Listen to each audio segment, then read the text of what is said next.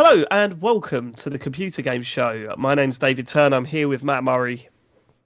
Hello. Sean Bell. Hello. No James Farley this week, and no guest this week either. Plans fell through over the weekend. Been let down. And, been let down by people who never committed to anything in the first place. Yeah, that's more like it. They're not listening, Dave. It's fine. It's just... They might be.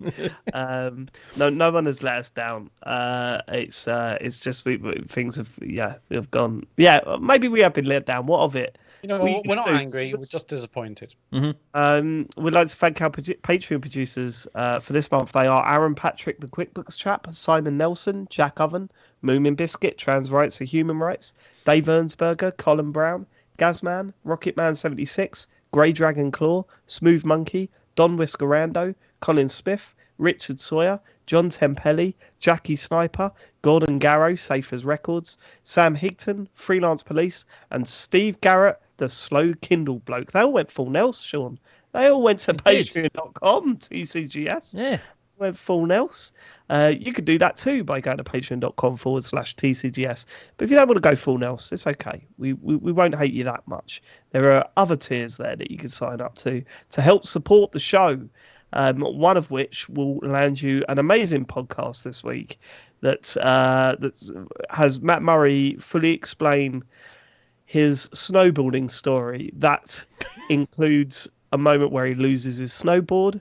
It includes a moment where he almost cried in front of a teacher. What else? There's other moments. There's plenty of moments in that podcast. A lot of moments. Yep. It's an hour of anxiety. So if you fancy that, well then sign up to our Patreon at that tier. We've also got a video tier, which we've been promoting a special video that will not be happening anymore because of I can't sugarcoat it, Sean. No, you don't have to. He's not here. We would do it's for fine. your consideration, but everything's fallen through. It's been, we got lives, damn it. So don't have a go at us. If anything, have a go at life. Yeah. But we're going to come up with a new idea, and we'll announce that shortly. So people that sign up to that tier will be more than satisfied. Yeah. That's so probably... for your consideration, hopefully next month, basically, but we'll do something else this month. It'll be just as good, if not better. Well, we want to make sure that we all can do it, right? So exactly. Yeah, for that because it's too good an idea to. It's too good an idea to for someone. Plus, to we're going to be investing our money in something, so we should probably all right. be there to have some sort of say on. Yeah, that's absolutely right. Before we get to the feedback for last week's show, I've got my own notes, but unfortunately, they're all aimed at James. I think, except for one of them. Most of them are aimed at James, right? Oh, what? So I was going to ring him up, but he just seems way too stressed with work at the moment. So I thought, do it anyway. I don't think maybe I'll just do it here so he can listen to it later and get angry at a later date. Right, so I put James in quotes. When David does that nonsense, when he's like, "You said this on that date," we can look it up. And I put, James, I always send you the clips to prove it. It cracks me up that even after I do all of that, send him the clips to prove he said what he said, he describes it as nonsense. Yeah. Like he will never admit that he's wrong, ever. I mean, so many examples come to mind, but one of them was the one planet thing where, do you remember that Mass Effect Andromeda? No, I remember the game, but yeah, I don't remember when he said look, they're all coming flooding back to me now. So the Andromeda one was that when the demo come out, and we said, "Oh yeah, no, the demo's only lets you go to one planet," and he said, "No, it's more than that." We said, "No, I'm pretty sure it's just one planet." No, I've been to one planet. We went, "Yeah."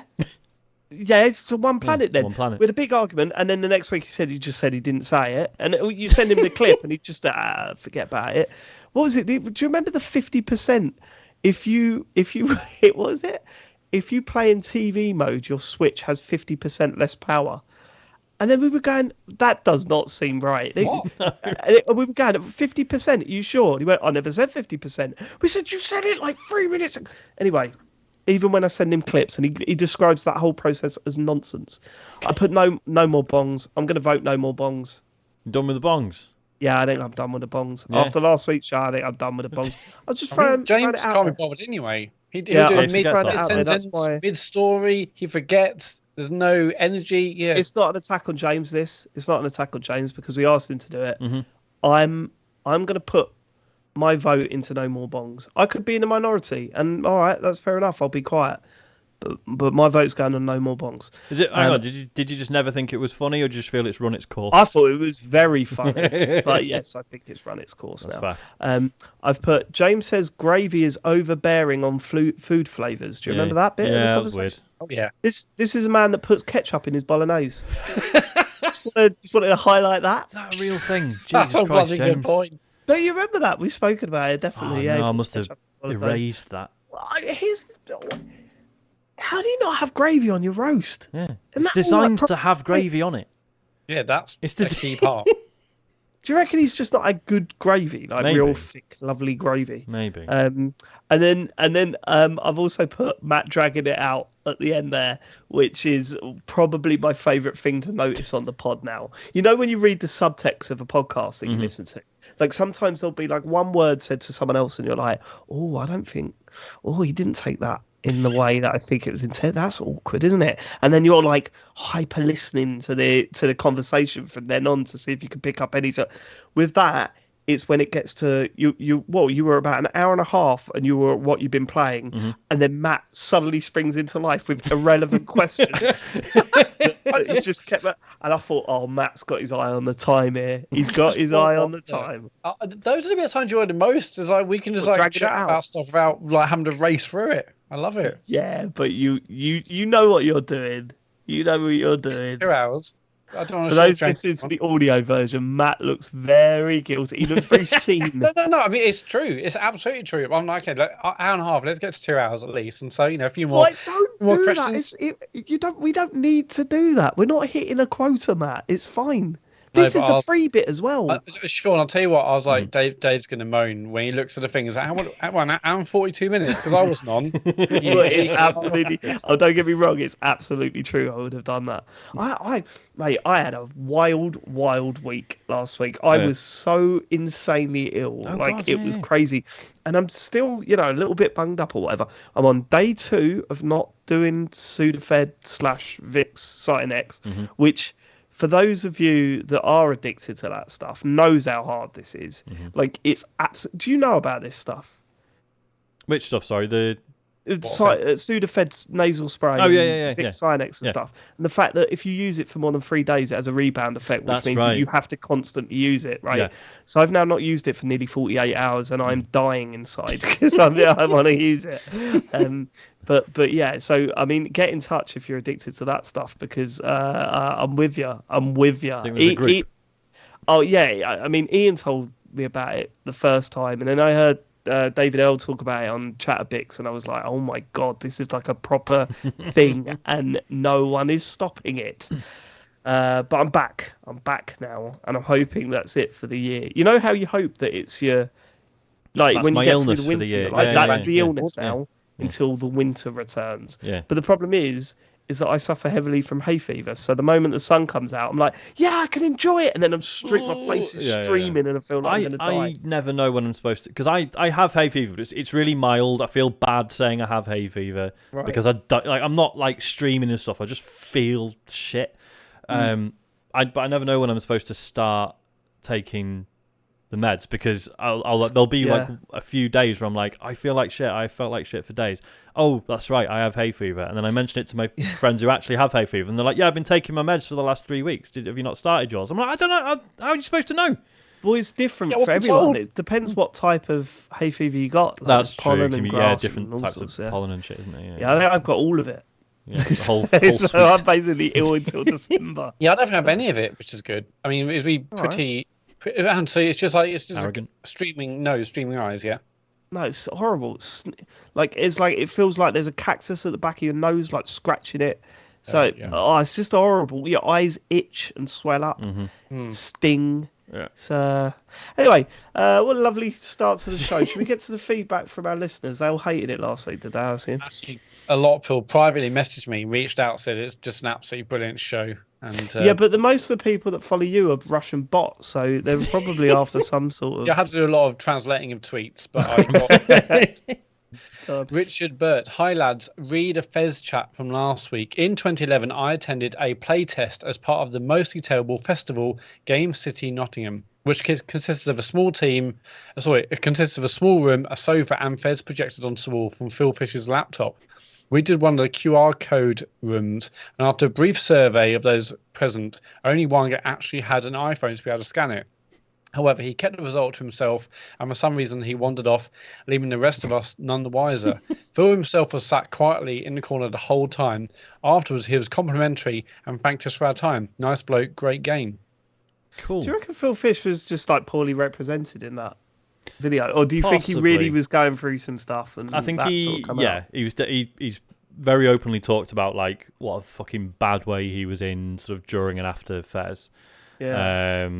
So yeah, and I just think there was, but then it's like that we've talked about before. Like if any of us were under that sort of microscope, like certainly 10, 15 years ago, how long would it have taken one of us to just say something a bit rude and everyone's like, "Mah, mah, mah." Yeah, like the stress you're under, and Yeah. like the stress anyway, launching a game and the pressure, and oh my god, yeah.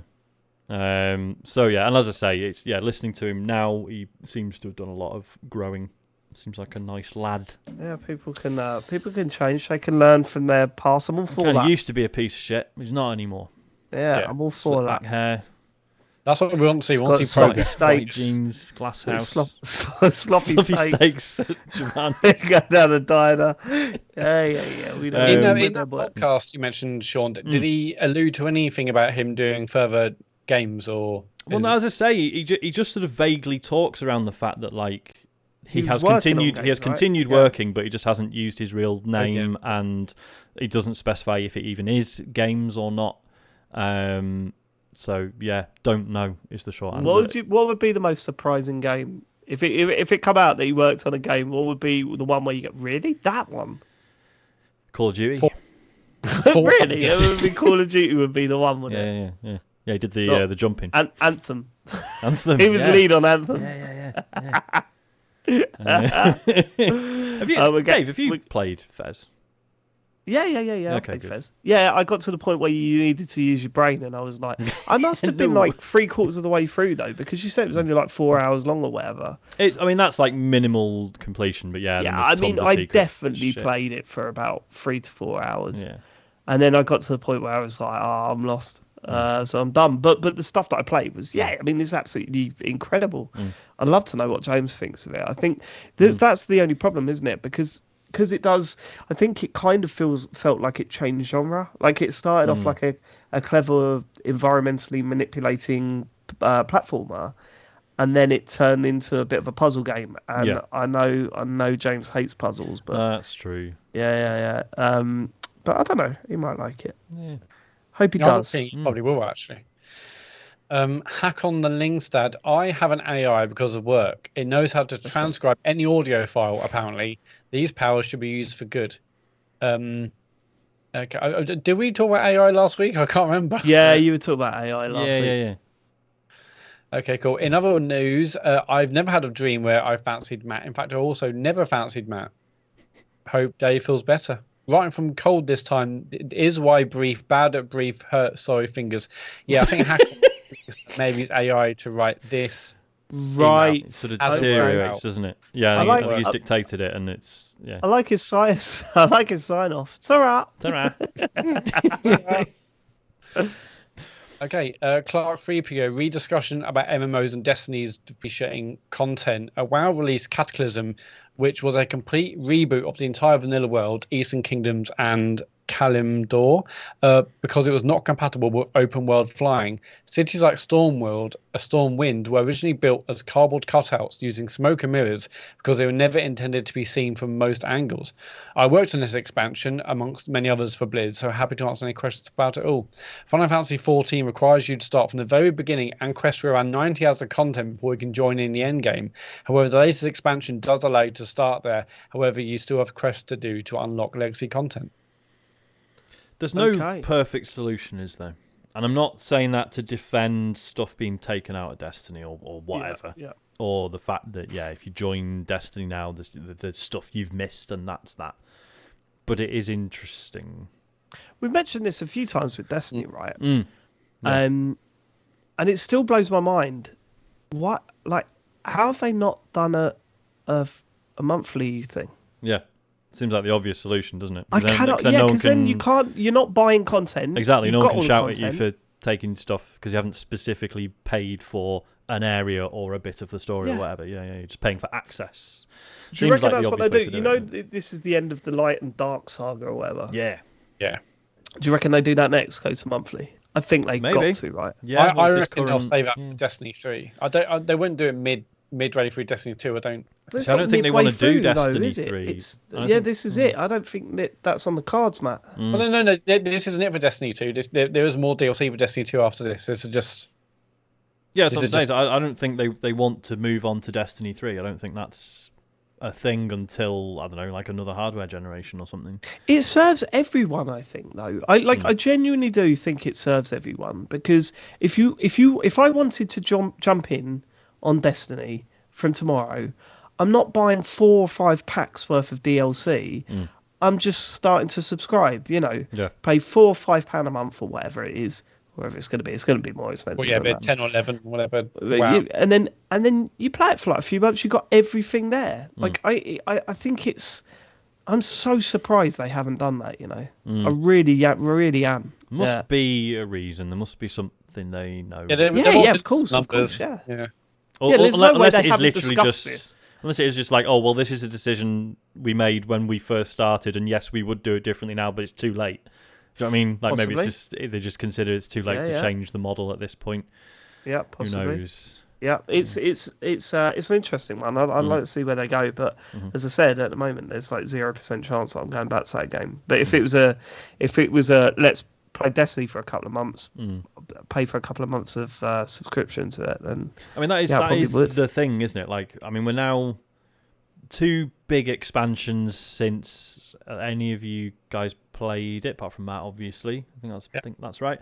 And at no point have I been like, this is the one, get back into it, it's wicked. Like they've all been great, but at no point have I been like, oh yeah, this is a really good like reinsertion point. Do you know what I mean? It's just not. But then maybe that's not what they're trying to do at this point. No. Maybe they're not. Maybe it's more about keeping the people they've got rather than trying to coax more people into it. It's it's interesting. Yeah, I was just looking at numbers, and according to this website I found, it says 1.6 million people play Destiny. I looked at the address and was like, headphonesaddict.com. Okay, whatever. But it said, like in total, like there's been 42 million people who have played it over, the years, but average of 1.6 million play it monthly. Right. So I'm not sure what's good or bad anymore. I mean, you heard about 10 million. 1.6 million people playing that game monthly is huge, I think. Is it huge? Though? Is it? Yeah. Yeah, I thought you've got an active like player base of over 1 million people. Like that's big. I don't think it is these days, is it? All right, don't put them down. Yeah, I mean, if I think anyone would like a monthly audience of 1 million people, 1.6 million people. I mean, it would be an upgrade for us. If it's 1.6, yeah, only slightly, but how many people do you think would convert? Like, what percentage would convert from like paying free to them paying a tenner a month? Well, they're not paying for free, are they? They're still paying the 40. How much is it for one of the expansions? I mean, the expansions tend to be 30, 40 quid, and then your season passes. So, say they're every 3 months. I think they're usually a tenner ish. Right. So you're really they're just spreading that over the cost of a few months, aren't they? It's I don't know. They know, obviously, as you say, they know what they're doing. We don't. But I'd just love to hear the reason why, but we never will. Here's why we don't do that. No, it's not how businesses work, is it? Fuck's sake. But okay. Okay, Michael. I was feeling really sorry for Matt with his treacherous snowboarding expedition. This is bonus show stuff, isn't it? We should be going into this. Go on. However, I've just listened to episode 84. Okay, I'll start again. However, I've just listened to episode 84, where he's just stolen some Mario cereal that was offered today by a listener. And shortly before that, he's kept hold of some whiskey that was meant for all of you, again donated by a listener. It sounds like karma has finally caught up. Also, need to consider how many people have been discouraged from sending you free shit due to Matt's actions. I thought Matt's attitude with snowboarding was admirable, but I was shocked when I found out this extended to petty theft. Matt went through a real heel turn at one point, didn't he? It was it just before I left, I think. Was it a heel turn, or did we just find out what he's really like? No, he went through a phase of all this like really rough stuff happening. And I think if you want the truth, which you probably don't, I think the whiskey one was a little bit like harsh because I think he just got given like loads of whiskey and then we had a weekend together and you just forgot to dish it out. That's all it was. Yeah, well, I've still got that downstairs, and so we just didn't get out because we're drinking our own beers or whatever. And suddenly, have you never been tempted to have a go? I have not. No, okay. You're not a whiskey guy, or do you just does not feel appropriate? I do like Maker's Mark and a Jack Daniels. I just never thought, I'll get the whiskey out. I thought I'd save it for next time. I don't know. What he's trying to say is he had a look and it's all shit whiskey. Oh, that's good whiskey actually. Yeah. And then but the cereal one was legit. That was legit theft. That was great. Matt there. That was great. Look at him with his funny. It's funny because the email here says there's so many people that have listened that have joined. They have no idea what we're talking about. Yeah, we should probably tell the story, right? So yeah, it was when there was a Mario cereal being released in America, and we thought this was the most amazing thing because it also had an amiibo on the box. And we were like, "Oh, this is so cool!" But it was only coming out in America. And did it have like a physical amiibo like model? No, it had like you could scan the box basically. Oh, okay. It had like one of the things RFID chip. Yeah. So like I mentioned that like Harry really wanted this cereal, and a listener DM'd the TCGS account saying, "Oh, I've got a box of cereal for the main one. Just let me know." Just let me know your address and I'll send That's it. That's where the confusion arose. That's where I was like, then there was no I'm the main one, so that who the main sense. one was. Yeah. So I think Matt's look at his face. I never used to check, and I still don't check the DMs on the TCGS account, right? Probably for the best. but Matt left it for 2 days, realised I hadn't replied, and just went, "I'll have it." And I remember like getting a DM on like a notification on my phone saying, "Okay, Matt, yeah, I'll send it here." So I clicked that, and I was like, "What's this all about?" And I was like, "Matt, you've stolen cereal off of my son." Like he was like, and it's great because it's one of those. It's one of those crimes, and it is a crime. That where the pettiness of it almost makes it worse. It's so low level that it's why did you do it? I remember why you wanted it. Didn't you remember? Right. You don't remember? It was for Instagram. You kept saying, "Oh, it'd be really good for Instagram." Yeah, for a picture, yeah. That makes sense because Dave doesn't have a phone with a camera on it, so. No. He didn't back then. So, the best for the brand. Yeah. God, there's a blast from the past. I'd forgotten all about that. I'm sorry, Michael. I'm sorry to disappoint you. I've entertained you so much this month with the snowboarding stories. I'm sorry to find out, the real me.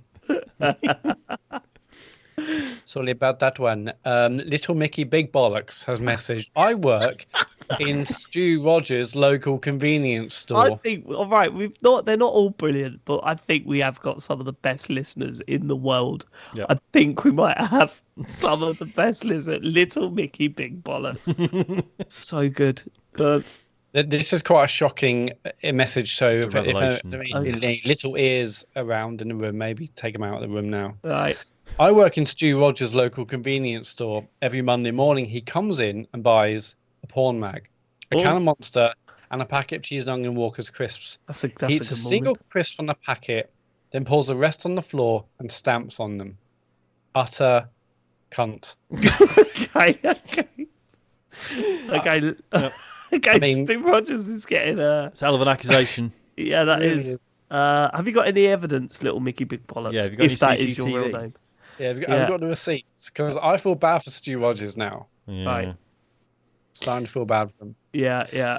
Let's see what Stu Rogers has to say next week. We're going to end with, I think it's first time correspondence from Henry VIII of England. Seventh. Is it Henry VII? Yeah. Oh, someone didn't do their Roman numerals, Matt. But isn't oh hang on. So Henry VII was the one with all the wives.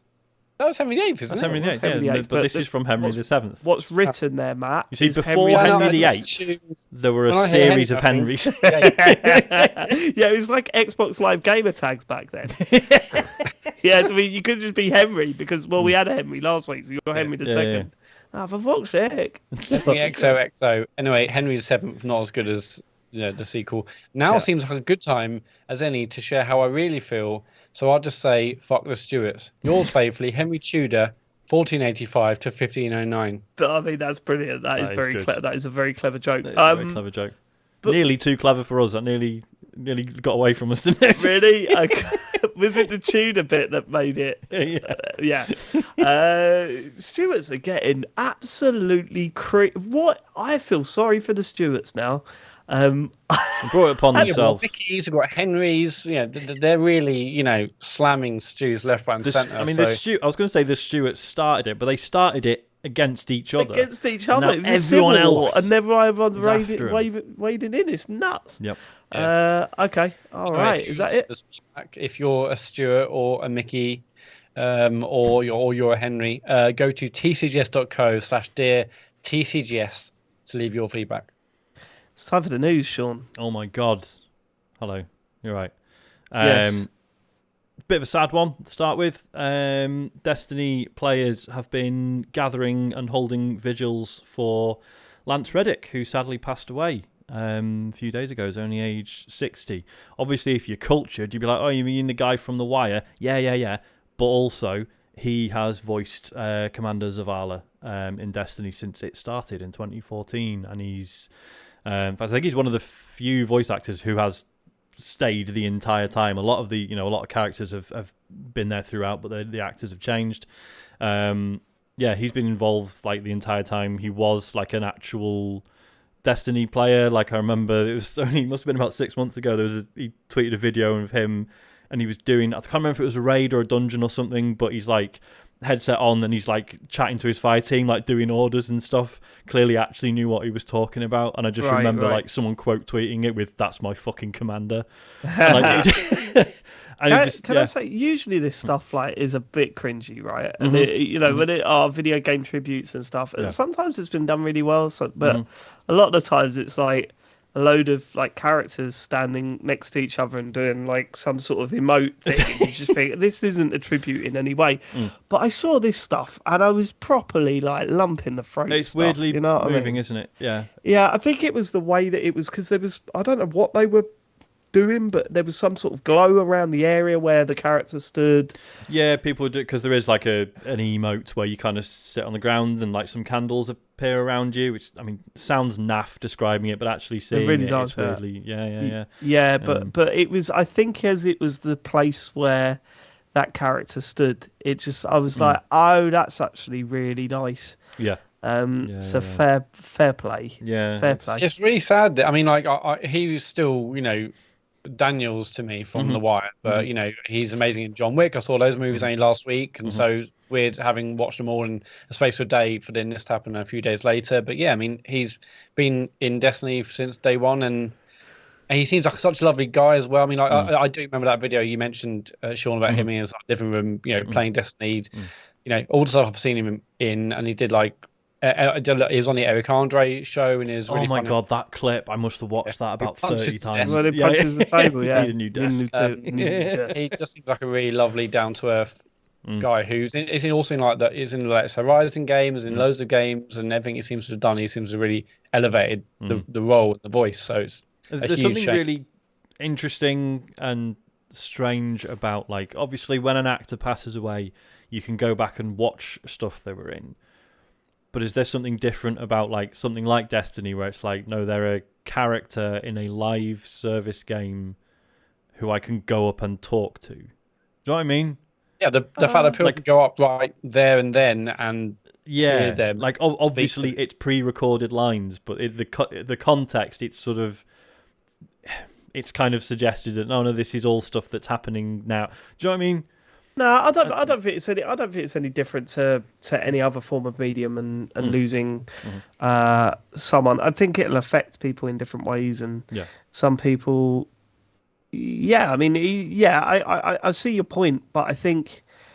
Yeah, I'm not criticising. I'm just saying it's interesting. Like, I think there's certainly people in music that I think I'd be devastated about, and I don't see any difference there really. It's just it's just a really shit story, and I just thought it was a really touching way to sort of honour the memory of Lance Reddick on Destiny of all things. It sounds ridiculous. It does sound ridiculous. It does, but like you say, it's really you cool. know, all right, it's virtual, but yeah, it's like there is an avatar that he inhabited that exists in a virtual space, and you can go. Do you know what I mean? I don't know. To me, there's an interesting difference there between that and just watching The Wire again. Like, and you know, it's. I mean, I could be completely wrong here, but when you think of families of friends of his. That think about the roles that he's known for and stuff like that. Maybe they weren't aware of the role that he had in Destiny. And when they see stories like this, like, wow, man, he impacted a lot of lives by the work that he did. And cracking stuff. Yeah. I mean, just thinking about Destiny itself. I mean, obviously Zavala's a huge character. Yeah. What do they do with? Yeah, I mean. I'm sure he must have recorded hundreds and probably thousands of lines and stuff, but you know, new DLCs also have new lines from them, but you know, they're not going to get rid of Zavala because he's just such a huge character. I mean, they might. They got rid of Cade, but then that was, you know, very much like played for, like they knew they were doing it. Although I think they'd already lost Nathan Fillion at that point. I don't think he was voiced by Nathan Fillion by then. But yeah, they've killed off main characters before, but it's how do you do that without when the actor has actually died? It's like, well, how do you do that respectfully? And I don't know, it's a strange one. Right, moving on. Some of the founders of Criterion Studio have buggered off, my words, not theirs, and formed a new studio called Fuse. How many times can they do this? Well, I was going to say. I mean, it seems like there's been about 50 million founders of the Criterion Studios, and they've all gone off. I mean, because this sort of echoes the story of work on those games, and you know, Criterion was big. There could be tons of people who go off in little groups of, I don't know, 5, 10, whatever, 15, going off to set up a new studio. You do hear about a lot of, about the people from Burnout, but loads of people made Burnout, Yeah, which ones are the real ones, eh? Let's sift through them and find out. Like you're in a record shop and you just flick through. Did you Rolodex with all the Criterion stuff? I only made the tea. Well, get out. You can't refer to yourself as one of the founding members of Criterion. Start a new you just because you want a little bit of PR for your new sexy studio. We're missing a trick here. Should we start saying we were some of the founders of Criterion? Some of the founders of Criterion have started their own podcast about it. Yeah, in 2016. Yep, in 2016.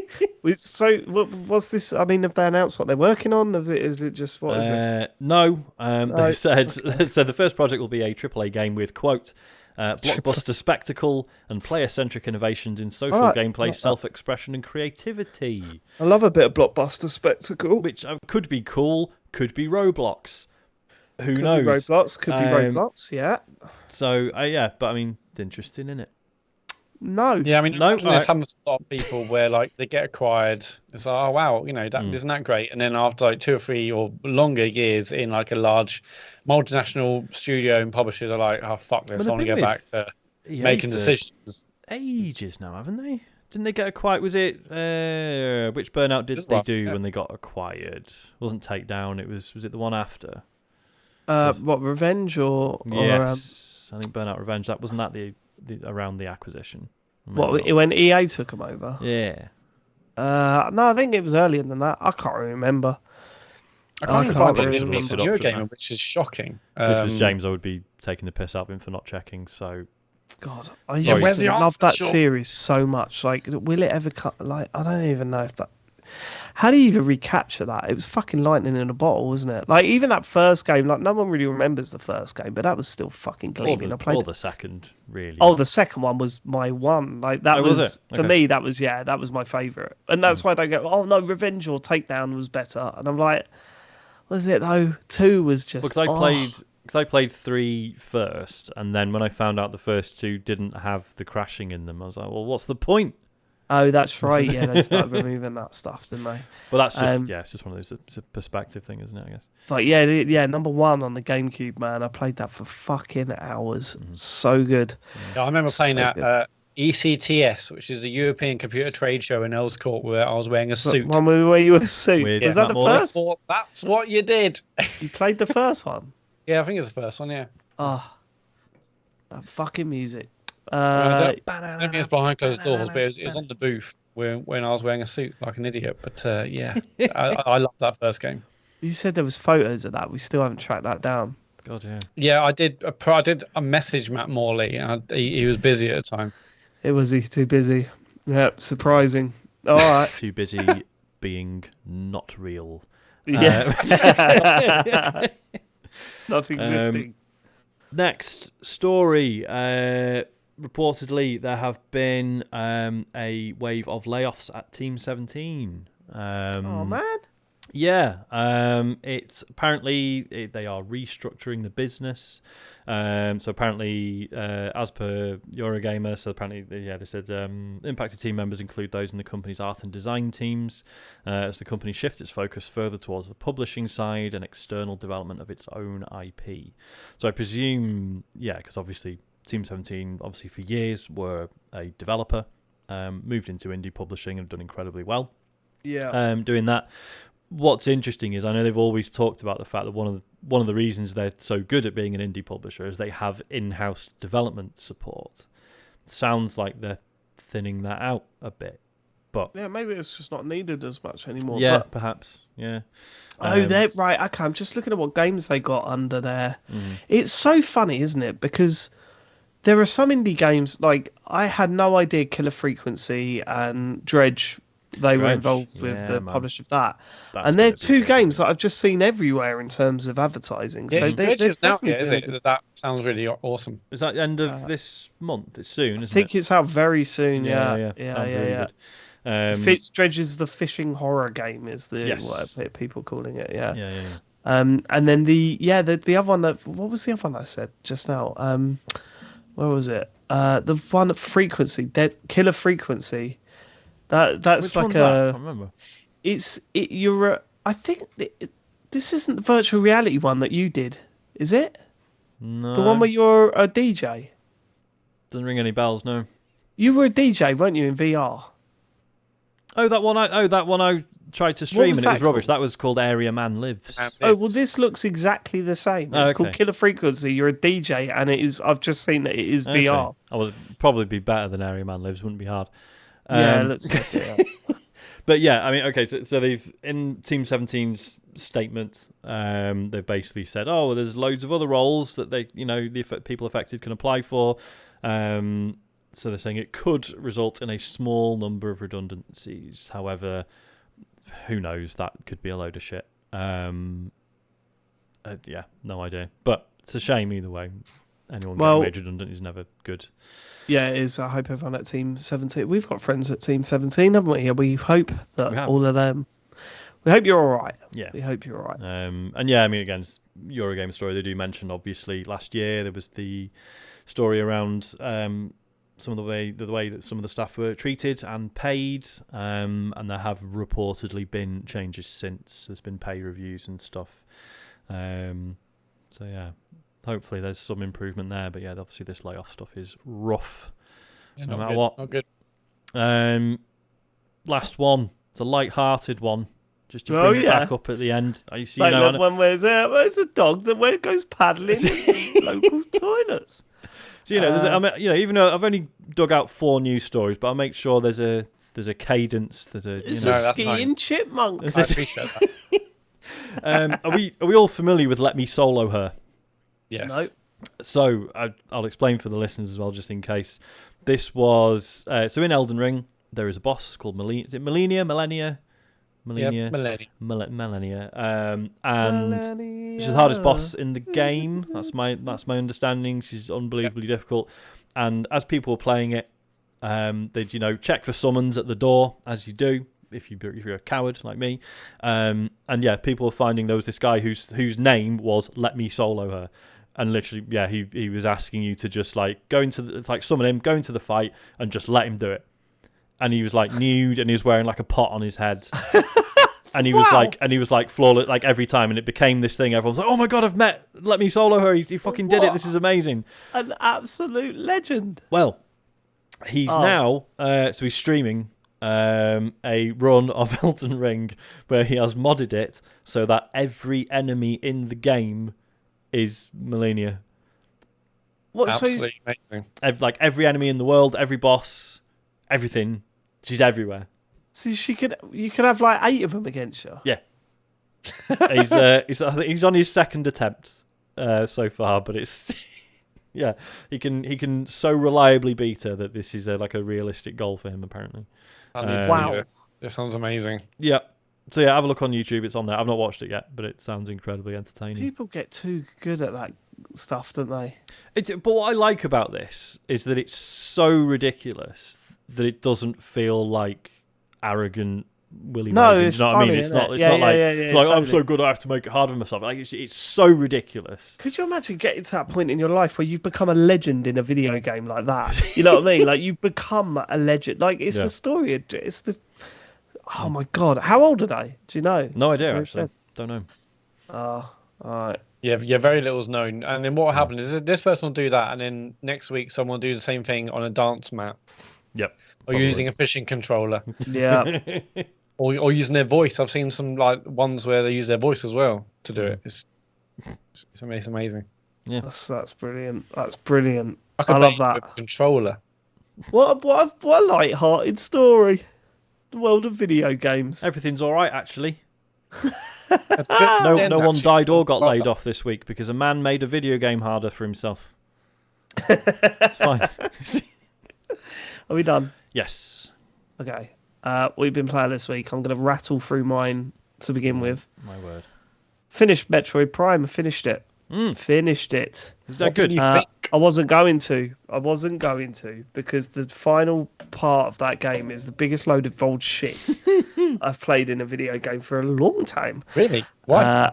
Oh That's god. what James was mentioning about having to go back and collect the bit. There's that. You get to the end and it's well, you've only collected 3 of these relics. Now you've got to go get 12 of them. And I sat there and thought, why didn't I pay attention? Sean, I know you finished this game. Mm-hmm. You probably don't remember finding the relics, do you? No. They're ridiculous. There's one where you have to look through the window to find part of a pipe to shoot for it to fall down and reveal one of the relics. It's there's literally no way of working that out without looking at a guide. I think that's what pisses me off the most, right, about the Metroid games that I've played. Not Dread, because I think Dread did this quite well. But when I played Super Metroid and when I played Metroid Prime, I don't like looking at guides, man. Not to that extent. Yeah. I don't like looking at guides that much. But for these 2 games, you just got to. Even James was like, just watch a YouTube video about where all the relics are because it's ridiculous. And it is.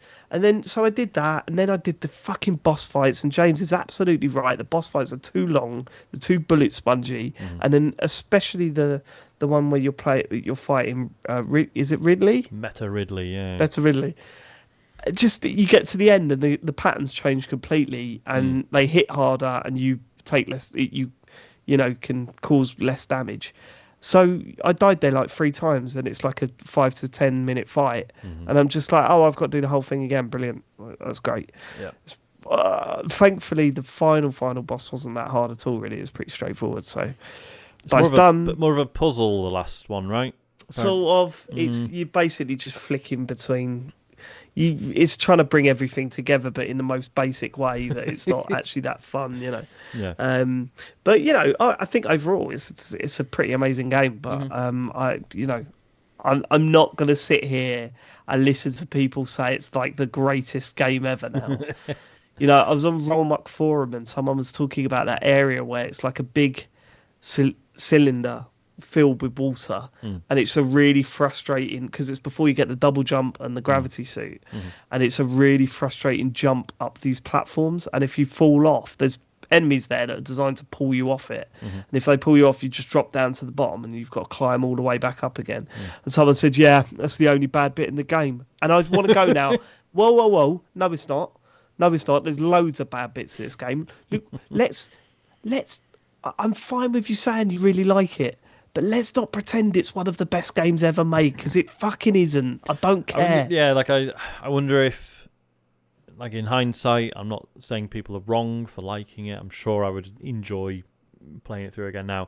But yeah, you do wonder if so much of that goodwill was just because it was such a successful conversion of a 2D series. Yeah. Like, they did really, like, nail that couple of elements aside. Yeah, and I think, to be fair, I think that it really irritated me because I listened back to the show the other week when we were talking about it, and I've described it as a first-person shooter. James went, "It's not a first-person shooter," and I went, "But it is, though, isn't it? You're first-person and you're shooting enemies, right? There's a first-person shooter element to the game. Clearly there's other stuff going on, but there is also a lot of first-person shooting. But also, video games were in a position where they were working things out for that genre at the time, less so on the PC. The PC had its way of doing things, but I think that was very much because mouse and keyboard sort of set the tone for those games, whereas video games, when we were doing first person shooters for the first time on consoles, it was a bad time, wasn't it? I mean, the controllers weren't even set up for them to start with, so it took a while for all that shit to come together. Certainly, Halo was the first big step.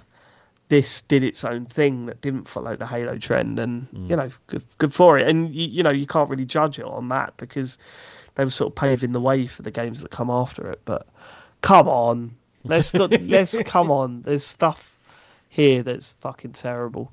Next time I list, like a much greater appreciation for or excitement for Metroid Prime 4. Now you've played this. Yes, I don't think I'll play 2 or 3. I think because these games very rarely you need to play. Like, you don't really need to play the games. I mean, there's a plot there, but let's not kid ourselves. The plots are like one thing that always makes me laugh. Right, I've played 3 Metroid games. Did the Metroid fans ever turn around and go, "Are we really doing this again? Like, have I really got all of my stuff?" And then I go down to this place and fight a boss, and then have to escape before it blows up into a ship. Have I got to do that every time I play a Metroid game? Is that it? I'm trying to think. My brain's going, there must be games where that stuff doesn't happen, but I can't think of them. Because at the end of Prime, I thought it was quite funny because it looked like it was doing that escape from the thing again, like it does at the end of the 2 Metroid games that I played.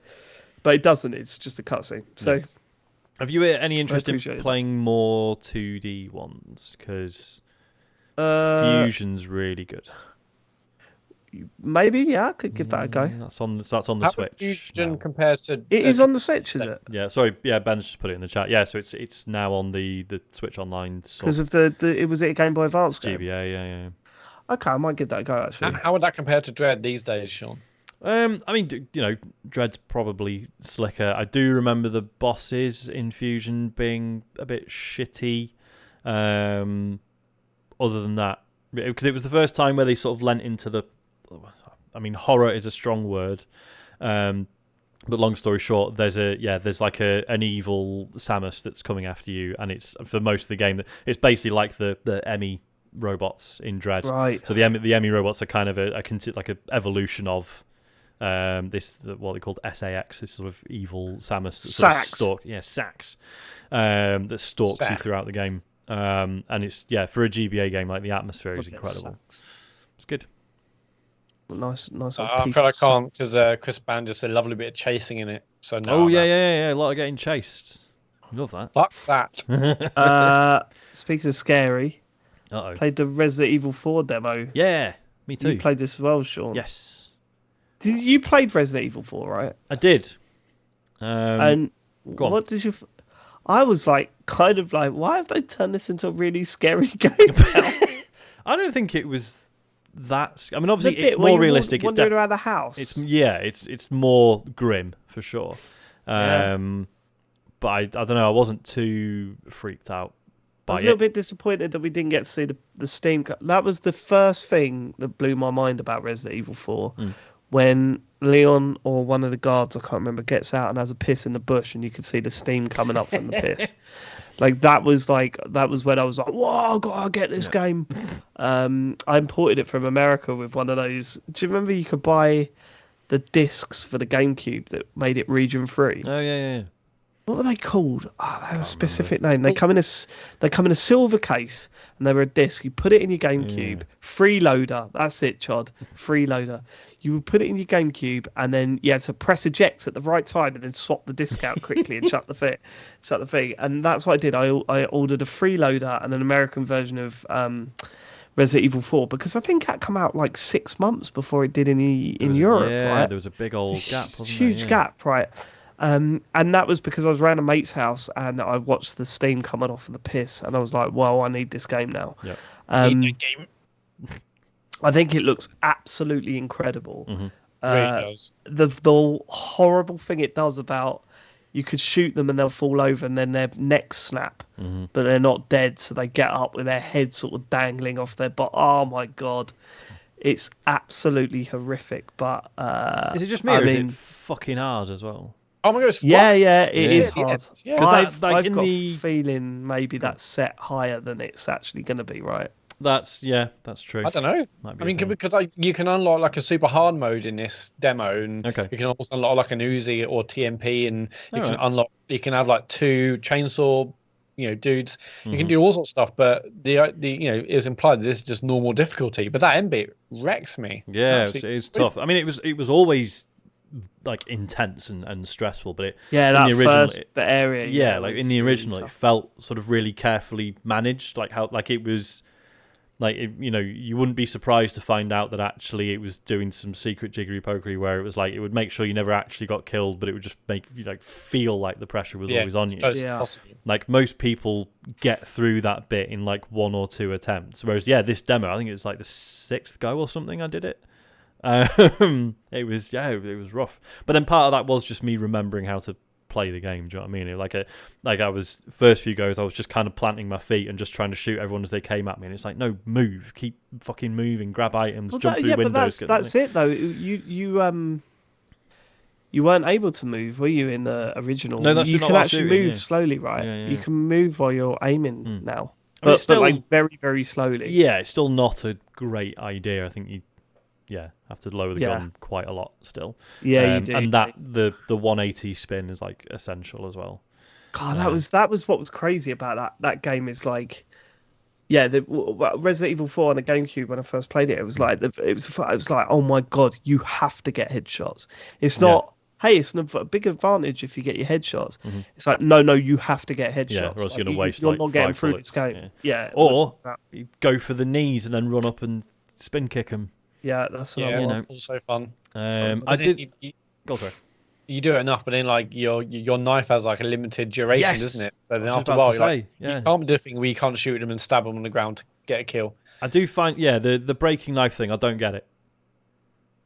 Yeah, what's the advantage there? I don't understand. It's like, well, that's the whole point. Is the knife is good if you know how to use it, and kind of shit otherwise. But it's a fallback. Like it was the Bear Grylls. So I don't really understand why you would make it breakable. So surely there are just going to be situations where you actually cannot do anything without getting hit first and then shoving them off. And do you know what I mean? Yeah, I don't get that. Because you also can repair it and stuff with certain materials, but didn't obviously have them in the demo area. But no, it looks amazing. I'm definitely going to get it. It's out this week. But end of the week, isn't it? I've gone from so famously, it's the only Resident Evil game I've ever been able to cope with. Don't do scary games, but I don't consider Resident Evil 4 a scary game. Definitely do Resident Evil 5. Jesus. Oh no, sorry, no, I've done. Sorry, I made this mistake last week as well. No, I have done 5. That is not scary in the slightest. That game. What about 6? I haven't played 6 either. 6 Which varies one's because 6? I think 6 is the one where there's like 3 playable 3 characters. different. Yeah. I remember that. That was a massive flop, wasn't it? It was. Apparently, the bits where you play as Wesker's son, I think. Right. Apparently, they're good and they're quite traditional Resident Evil. But yeah, I've definitely said this before, but I remember playing the demo of 6 and I was doing one of the Chris Redfield bits. And I remember just like running past an enemy because it was a man with a gun. And because it was a Resident Evil game, I was like, oh, that's just like it must be a mate. He's like a soldier. Yeah. Why would that be an enemy in a Resident Evil game? And then he started shooting at me. I was like, what the fuck is this? So, yeah, it was... Wasn't there like a whole like level on a bike or something? I don't know. I remember there was a whole level on a This bike sounds or something. good. It was meant to be On terrible. a cycle bike. No, like on the cycle bike. Yeah, you're riding away from the zombies. The zombies are on a tandem bike, and you're It's like you're on no a road bike. Yeah. Yeah. But yeah, it's well good. Okay, yeah. I mean, I was amazed by how good it looked, how good And how the good it zombies sounds looked. as well. And everything. Yeah. Are you both going to get it? Neither going to get it? Yeah, I think so. Maybe. I'm not 100% yet. I'm not 100%. I mean, if I don't, it'll just be because I've got other stuff to play still. I just don't know if I'm in the mood for like a tense Resident Evil game for that amount of time. But then Like, again, I remember, if I remember right, apart from the fucking regenerators who can fuck off, I don't want to know what they look like in the new one because they were terrifying in the original. My memory is that it got less tense as it went on, and just became more it of an action absolutely game. got less tense. But this has already, to me, has said no. Actually, we're going to make this quite scary. I think like that tone of that was totally different to the tone of the other one. But I don't know. Maybe I'll give it a go. Another old game that I've booted up this week. I started Animal Crossing again. I was sitting there, so I finished Metroid. And I was like, oh man, I've loved using this Switch in handheld mode. You know, it's been proper nice.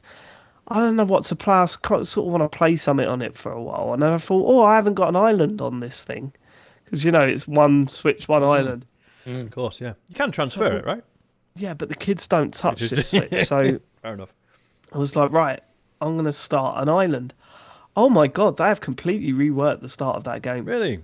Yeah, they have streamlined the start of that game so much that it's insane. Have they? That doesn't sound like a Nintendo thing I was to going do. to say. I know. Well, plus I didn't it's a really think brilliant that thing to it do. needed. It was pretty streamlined. streamlined. Sean, Okay. you think about getting it now, right? Say you were to buy it now. All your mates have got like full towns or whatever. You're sitting there, you're like, Right, yeah. before it would take weeks to get anywhere, but that's fine because it was taking everyone weeks. Because to get everyone anywhere. was in the same. Put it part, this way, yeah. day 3, I had the museum. Everyone had a house, including myself, and the shop was open. Right. Day fair enough. 3. Do you know what I mean? Whereas that was like week 3 back in lockdown, wasn't it? Yeah. Lockdown 1. I mean, everyone's perception of time was all over the place then, to be fair. But Yeah, that's Yeah, what maybe I it was was like. 3 days. Yeah, you're right. Maybe it was 3 days. So I've actually been enjoying it, like booting it up once a day and actually making like quite a bit of progress. So like just to get to the point where I could like rebuild the town properly and do it how I wanted to do it, because obviously it was always with the kids or whatever. But you've got like what are the other examples of what they've done? You can find 5 fossils a day in your island. It was only 3 before, I think, and I think you only have 3 or 4 rocks to get, iron from and stuff. Whereas now there's just tons of rocks on your island. You could just chip away at like materials all day long. Like it's amazing how much they've changed to try and streamline the start of that game. So if anyone was like kind of thinking about doing it, I sort of recommend it. Like, How it's weird? crazy. How weird did it make you feel? Did it bring back weird lockdown? It's the vibe? music I think that gets me the most. Like it's that you're like walking about and stuff as you're going. But no, it's not been too bad. It's with weird, isn't flashbacks. it? It was such a big moment.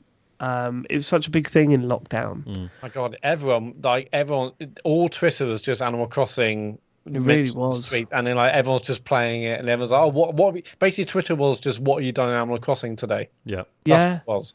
Plus, you forget, and it already sounds insane, but it was the fact that it ran off a real-time clock. And actually, it felt like it was the only thing giving structure to my day at times. Well, that was it. That was it. And as I said, my kids were obviously really sad that they couldn't see their friends and all that. But at the same time, they were getting excited to see who had moved into the town. And then I remember Harry. Do you remember Harry really being obsessed with Cherry in the village? And then you turned up and stole Cherry. Yeah. Remember that, Sean? Yeah, I remember that. Remember stealing my son's favourite villager? I didn't do it on purpose. She found out about how great my island was and made her own decision. That's kind of worse than nicking a series. But yeah, it's funny, isn't it? Because I remember, don't think she'll mind me saying, Lindy, friend of the show and moderator, had a birthday party in Animal Crossing. But there's no that was weird that we did that. It was like, it was a really nice time. Actually nice to have something to go to. Yeah, what else are you gonna do? Yeah. I was tweeting the other day about sorry, slightly off topic, but the game, sorry, not the game, Summer Games Fest in 2020. They did there was a live performance of music from Outer Wilds, and it's beautiful. It's really, really good. And I know they've had musical performances since, but there's something about rewatching that now and being like, oh yeah, this felt like going to a gig. Because what else were you going to do? Do you know what I mean? I hadn't been to a gig for 6 months. And it was because it felt like this really... obviously, it was just in... so Andrew Prowler, the composer, I think it was just in his flat. And he was streaming it live with a mate of his. And it just, I don't know, it's weird rewatching it and just being like, oh yeah, this felt real because it was the closest thing we had, Yeah, and it's funny, isn't it? I think, certainly for myself, and I'm sure there are other people that feel the same. This lockdown, I was lucky really because lockdown didn't really have that much of an impact on my social life because my social life before then, anyway, was me and my mates playing FIFA on, Xbox Live or playing this on Xbox Live. So that never went away. That just continued the way that it had been the years before, and still goes on. I nearly got New to play stuff online with a friend of hers. Really? What game? She was like, well, this is the thing. So it was like a few months into. What did you say? God. Tarkov. Yeah. Oh. God. No, it must have been 3 or 4 months into lockdown. Because my wife is a key worker and a mate of hers was a nurse, and she was like, "Yeah, Hannah's bought a PlayStation." I was like, "Oh right," and she's like, "Yeah, she's just she just mentioned it out of nowhere. She got a PlayStation 2 months ago, and she's been spending shitloads of time on it." And again, I was just like, "Look, I know you don't play games, no, but yeah, it's if you want to play something with her, cause obviously I knew she missed hanging out with her. If you want to play something with her, then you're gonna have to convince her to get an Xbox because I'm not having that. You can buy your own PSN sub. At the time that didn't seem insane. I can't remember what she said. I think she was just playing GTA and stuff. Which again would have been fine as just hanging out with a mate, a bit of GTA Online. Sound. Yeah, Joe's got zero patience for anything video game related, so it would never happen. But I remember we had I'm sure he doesn't mind saying it, Chet's birthday party. Oh, yeah. Matt, were you there for that night? Don't know. Been to a couple. We played about 4 different games. I think we played Battlefield. We played. Oh God, we played just loads of different games. And then in the end, we had nearly 11 of us playing FIFA Pro Clubs. And nearly a full team on Pro Clubs. Yeah, it's crazy, isn't it? I mean, fucking hell, lockdown sucked and the pandemic sucked. But there were little glimmers of that where you look back on it. It's funny, isn't it? Yeah, when you have these sort of fond memories of things, and it's fond memories of a shit time. Did that only seem good because we were having such a shit time? yeah. But does that make it any less valid? The fondness you have for those memories, it's still, was what it was. No, yeah. I mean, Animal Crossing was a lifesaver. felt like everything to cling on to, wasn't it? That was Well, it. it come out before our lockdown, right? Like it come out like a week or two before. Did it? I don't remember. Yeah, Perfect timing from Nintendo. it was kind of the perfect timing. Yeah, Mm-hmm. yeah. And I just remember, the kids like linking up and visiting each other's towns and shit. Fuck, man, that's going to be so important for so many people, isn't it? In it, that's going to be one of those things like where you go on TikTok in like 10 years and it's like, do you remember lockdown and playing Animal Crossing? That's Animal Crossing through lockdown. Fuck. Anyway, so I'm playing Animal Crossing again, and maybe that's some sort of subconscious. So maybe I've just delved into my own head a little bit and just gone, what the fuck? But do you think you'll stick with it and play every day for a while, or you just see how it goes? I'll play for it as long. I'm not putting any pressure on myself, basically, Matt, and you shouldn't put any pressure on me either. Be honest with you with that question. Build that museum now. With that question. I've just seen one of your fucking games that you've played and I'm fuming at you. All right, we'll talk about that in a minute. Jesus, Matt. I've just seen one of the games that you got written down and I'm not happy. We'll talk about it when you get there. Right, the last thing that I played in the 2 weeks that I've been off is PowerWash Simulator. I don't know if you've heard that there's been a little DLC drop for that. And let me tell you something. Let me tell you something about the DLC for PowerWash Sim. I don't like it. Really? I don't like it. It's not as good as the Tomb Raider stuff. The Final Fantasy stuff is not as good as the Tomb Raider stuff. There are two things that PowerWash Sim does now. Either one, an insanely large but easy to clean environment. I'm all up for that. I'm all up for that. It's massive. It's really intimidating. It's going to take me forever. But, it's pretty straightforward to do. Or there's normal size ones that have little tiny little cracks that you have to get in between, and you have to look like, so this one's got like a robot in it, and you literally have to get into all of the gears and to get all the, and there's bits where you have to open plates, but you've also got to like get the right angle to get the side of the plates and stuff. Hate all that. Forget all that. Drop all that. Go back to the massive, the inside the mansion with the T-Rex and everything in the Tomb Raider pack. Perfection. That's what I want out of PowerWash Simulator. I don't want the crevices, Sean. No crevices. I'm sick of the fucking crevices. No cracks. So when we finally get our Only Fools and Horses DLC, just make sure that there's no crevices. That's all I'm asking. Cleaning every crevice in the bar. You plonker. And the chandelier. That's what he says in in the crevices in the chandelier. You got to get that chandelier lid, but you got to drop the wrong one down. You know what I mean? So how many locations are in this DLC then? What for which one?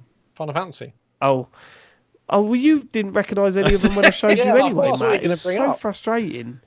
Sent you pictures of the, what is it, seventh heaven? Is it called? Seventh Heaven Bar. I didn't recognise that. I was like, and you went, oh, it looks something like it does in the game. Then I showed you a screenshot of the game. It looks exactly the fucking same. Yeah, it didn't look how I remembered it. Different camera angle. Different angle. So you had, what was it? It was, you had like the bike. What's that? Is there a bike? In it? There's a bike. You had Midgard, and you had the plate. Midgard was like it was like a model of yeah. That wasn't a bad one to do. Yeah. You had Seventh Heaven, which is the best one. You had I think there's 5. There was another one, but then there was also this robot thing. Oh, there's a scorpion tank. Okay, that sounds cool. Yeah, but it's another crevice one, mate. It's another crevice. You got to get the crevice. A lot of crevices in your scorpions. There is too many, and that's what I've been playing over the past 2 weeks. Cool. Matt, what have you been playing? My main game is should we get on this one or should we get on the one that made you angry? The one that made me angry. Let's do that first. Walkabout Mini Golf DLC. Yes. Fuck you. Why are we not playing this together? This was a bit of a night. No, if we had played together, what would have happened was Let's Play at 8, we wouldn't have played that evening. 100%. Like, it took me ages, absolutely ages, to get this DLC kind of bought and downloaded. Why? For whatever reason. Like, I had to, basically, I had to, basically change my PayPal account to get it working. I've always had PayPal as my payment method to buy stuff, and things weren't working. On buying it on the Quest, basically. So I went to Right. buy the DLC, and it just Oh, clicked right. for, like, Okay. no reason. I had to update like, loads of things, and then I basically so it took me like two and a bit hours to even get the DLC. 2.5 hours. Yeah, because I mean, When was this? I don't know. I texted Sean whenever week You take last week. Sean? I afterwards saying like how good it was. Yeah. Was you just did this on your own? Yeah. What the fuck, man? It's Walkabout mini golf. You don't play it on your own. I just thought. Oh, I'll tell you what. When was this? When was it? Let's find out exactly. I think it was in the week. Why It doesn't don't you matter. text me, Matt? I just thought I'd play the DLC. I was up for a multiplayer thing. I just like, I'll tell you what, I'll get this DLC. It looked good, and then Play I it played a few rounds. together. That was it. Play it together, mate. I do want to play it again because it reminded me how fucking good it was. Tuesday. Well, let's this was. play it again. I want to play it whenever. I'll play it whenever. I'll play Well, with we Dave. anyway. Yes. So I played the Upside Down. Yeah, I'll play with you, Sean. Fucking, should we just not play it with Matt? My mate Chris will play it. Play my own again. Ian will play it. Yeah. Yeah, no, we should absolutely play this again because it was brilliant. Fuck you, Matt. No. I'm not playing with you no more. I'll keep playing my own then. Horrible little prick. Yeah, is it the Upside Down Upside Town? Upside Town, yeah. Upside Town, yeah. It's the new DLC. It's like £3 or whatever it was, and yeah, it's so clever. I mean, I recorded a few videos of certain holes which I don't really. I thought I'll post this on Twitter, but I kind of don't want to spoil the surprise because some of the holes are so clever with what they do with kind of gravity and you kind of hitting the balls into portals and they're coming out elsewhere. Well, it's not really portals actually. It's kind of like things that transport your gravity balls. fields. Yeah, gravity fields. It's so clever, like stuff where you're hitting the ball and you're kind of looking around corners and having to duck and all sorts of stuff. Yeah, some really, really brilliant, clever courses. So I played like the I played that course like once. I think just like 1 to 18. Then I played a bit of the Labyrinth DLC as well. When you can tell the last level, the Labyrinth one, is like you can tell it did that and thought, okay, this could work as an entire DLC style. Yeah. Because that last one is it's all the stuff where you're kind of playing on the ceiling and whatnot. So yeah, I mean Labyrinth was fine, but magic jump, brilliant. It looks great, so clever. I mean, I kind of want. I know that DLCs have generally been like 18 holes, haven't they, for each theme? But I could have an entire game of holes of Upside Down. I mean, it's worth doing the hard mode courses. I mean, they are very hard. But it's worth going on them just to see how the map changes because it's usually like a nighttime version, but they're always really like beautifully lit and stuff. And the riddles to unlock the extra clubs are genuinely really good fun. Yes, I've never done hard mode in any of them, so there's riddles regardless of whether you're playing Labyrinth or the main one or Upside Down. Yeah, so every hard mode course has like a series of riddles, and then you do them all, and you get a club that's. Do you know, at the risk of repeating ourselves like too often, you know, what if we did one of those riddles as the Patreon stream? I mean, I know we did it recently, the Walkabout mini golf, and maybe people are sick of it. Yeah. But the riddle stuff with me, Matt, and James just seems too good to be missing out. That's true, yeah, because I mean, I've done loads of them, so yeah, if you want to do some ones I've already done while I'm not there. VR, so that's not. Oh, right, okay, that's out there. Yeah, that's out of. Yeah, I know you mentioned the riddles before, but I just wasn't sure about one specific DLC. But yeah, it's brilliant. And what I thought was like, I don't have a PSVR 2, but if I did, I would be buying this again on PSVR. But did you have to give yours back already? Yeah, just had it for a bit. I'll have it for a bit another time, and that's that really. Yeah, but if I had one permanently, I'll be buying this on day one, even if I have it on. Sony have been sending them out to fucking anyone. Why are we not on that? How do we get on that little gravy train? Huh? Not asked. Have we ain't got a fucking contact, mate. We don't know. Do you know what I mean? We got one. Yeah, but not. Hold on. That's true. Yeah, if they were able to give us a free one, they would have. We need to know someone at PR at Sony to get this sort. Just took us up. I'm surprised we don't get more messages considering our numbers. Did you see the charts this week? Of course you did, because Matt fucking pointed it out to everyone. Yeah. Fucking, we had the most downloaded show on Wednesday in the video game category. Yeah, that's massive. It's pretty good. Yeah. Well, it was Well, the hobbies. highest video game one in the leisure category. the leisure. Yeah, that's yeah, right. but it's the It's highest cars. video games one. Come on, mate. Giant Bomb comes out the same day. Yeah, have a think about that. Yeah, I don't know when Kane and Rinse comes out, but we're fucking beating them. Yeah, Yeah, all these stupid car episodes and gardening getting in the way of our charts. yeah, no, fuck that. Don't worry about them. Don't It's worry a good, about to be them. fair, it's a good time of year to do a gardening podcast, I imagine, because when you start planting shit, isn't it? Good point. Well, We not should. at the moment. It's gonna fucking snow again pivot. this week, isn't it? Oh, is it? Yeah. Oh, fuck's Is it? sake. So they've been saying. I don't know who they are. I just Yeah. hear it Daily from like Express. one person, and then I take it for. Anyway, if you have a VR headset, or even if you don't, because I think it's actually on non-VR stuff now, isn't it? You should buy Walkabout Mini Golf. I don't think it is yet, so they're doing a phone version, aren't they? Like Yeah, an yeah, AR so that- version. Yeah, the phone AR one that's coming out for definitely iOS, probably Android as well. I think it's just iOS because I think it uses the Apple proprietary AR okay. stuff. But Right. But yeah, Two essential VR games in my eyes. There's two. Mhm. PokerStars, Walkabout Mini Golf. They're the two. If you've got a VR headset, get them. You know, PokerStars is free anyway. And it's just, believe me, I don't play poker. You don't need to. Just sit around the table because it's carnage and it's the funniest shit. I've had some of the best nights on that. I've had some of the best nights on that. But Matt, you've got to invite me. Next time you play, we've got to play. yes, I will. I love it. I would play that every night. I'd ditch FIFA for a bit for that. Yeah, it's incredible. I also, Dave, you may not have seen that post I put in the WhatsApp group with that football VR game. Oh yeah, I tried to open it, but What was that about? No, I Oculus did app was watch being it. a prick when I was trying to open it. Yeah. What's it? Go on. So I mean, basically it's a first-person VR football game. Right. It's on App Lab at the moment, but you can still download it to your Quest headset. And it looks like it could be a lot of fun. Cool. I'll Right. have a look. So you got that. What was I thinking? I think I really want to try out. There's a cricket game All right. for the for the VR Quest, and it's got 2 stars out of 5 rating on the store, which makes me want to play it more. I just want to see what that's like. Playing cricket in VR badly. Yeah, it'll be fun. Right. Walkabout Okay. Mini Golf still amazing. I was gonna go because I haven't really played any of the DLCs really, so I thought I'd do Labyrinth. It was fine. Like I don't think it compared to Upside Down, but I'm gonna go and play. I fucking love the Atlantis Labyrinth one, one. isn't it?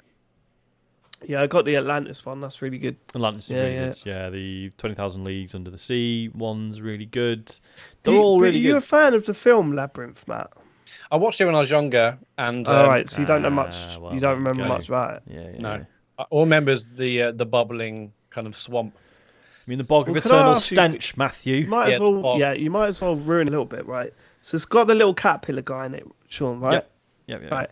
It's got Pluto. I've seen Bluto or whatever. I've seen it. Has it got the doors? Yes. Oh my god! It's not got the hands though. That would be Yep. too creepy. Ugh! Is it creepy though? Is it horrible? Actually, oh no, what's? The hands. She wants to go down. Oh no, I'm trying to think now. Does it have the hands in it? The only bit of hands it's got is He this- wants to it's go big down. tunnel, where it's big tunnel where all the hands are coming out the walls. That's Like, right. Yeah. Horrible. Yeah. Grim. Yeah, because I keep because obviously when that course came out, I was like, oh my god, Labyrinth.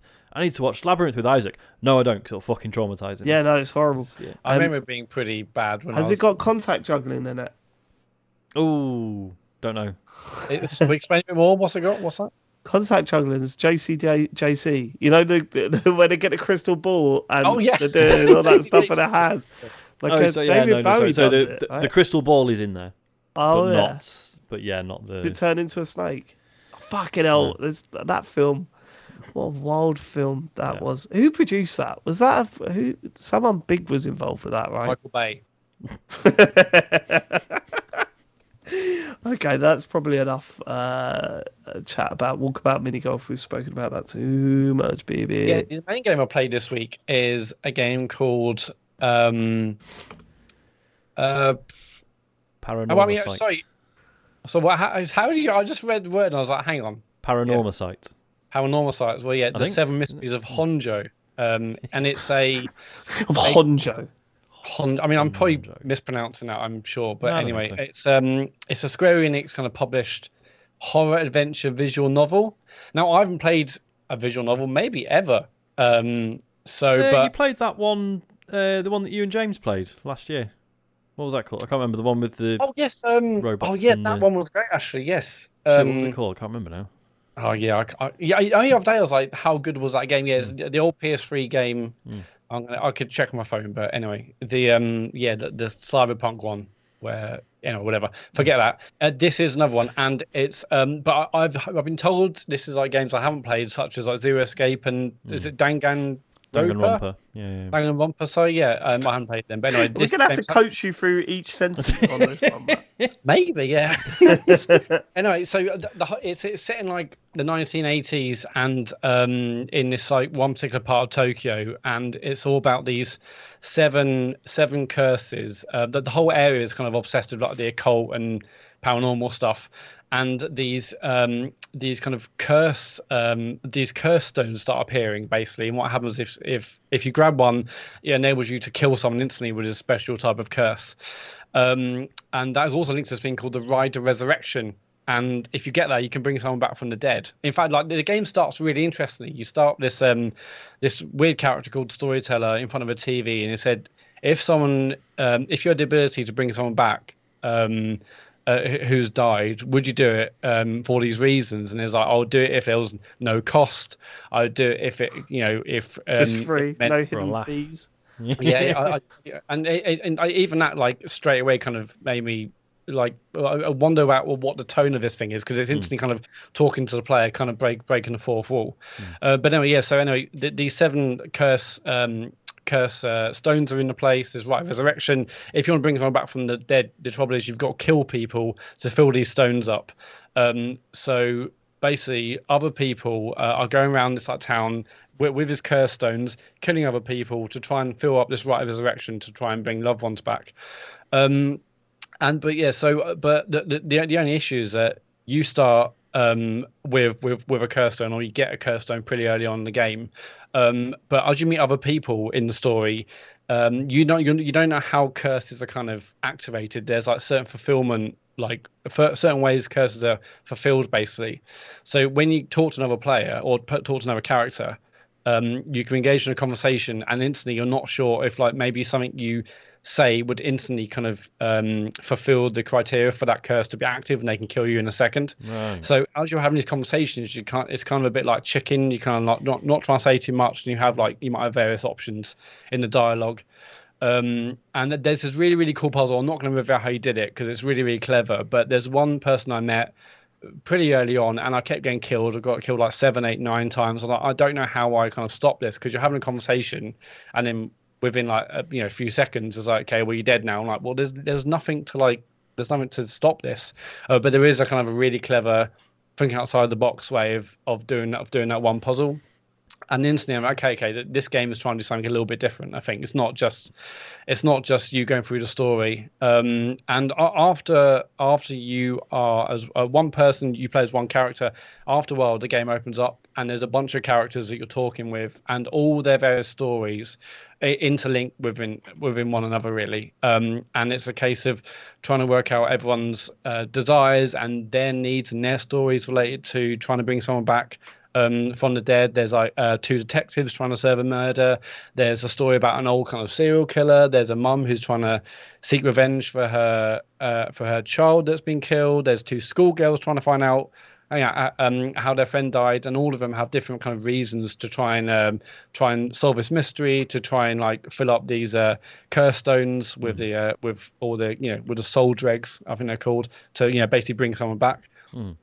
What's really cool, apart from like the puzzles, is that the dialogue's really, really sharp. Everyone you meet has very much like their own point of view about this, and basically everyone you met was just really, really interesting. And what's even more interesting is that as you talk to them, you realize that so many stories are connected in certain ways.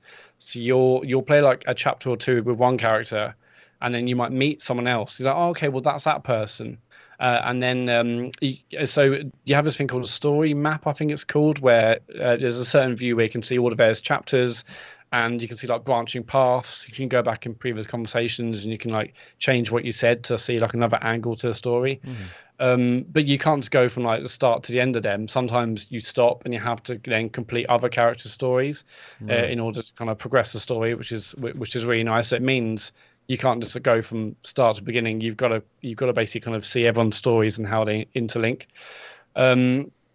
Yeah, I mean, I just find it really, really, really fascinating. I mean, I thought I was going to get it finished by the time of the pod. I think I played like 10 or 12 hours, and I think I'm getting right near the end, but haven't quite got it finished. But yeah, it looks absolutely beautiful as well. I'm not sure really just be able to describe the style. I mean, it looks kind of anime, but like the animation it's not quite As Dusk Falls, but it does have kind of limited animation style. But just like in static images, it looks absolutely beautiful. It's really, really expressive, even with them doing very, very little in terms of animation. And one other cool thing is when you go to locations, you can look around in full 360 degrees. So you can go around and you can like scan around, and maybe that's looking for clues, maybe it's talking to other characters in location.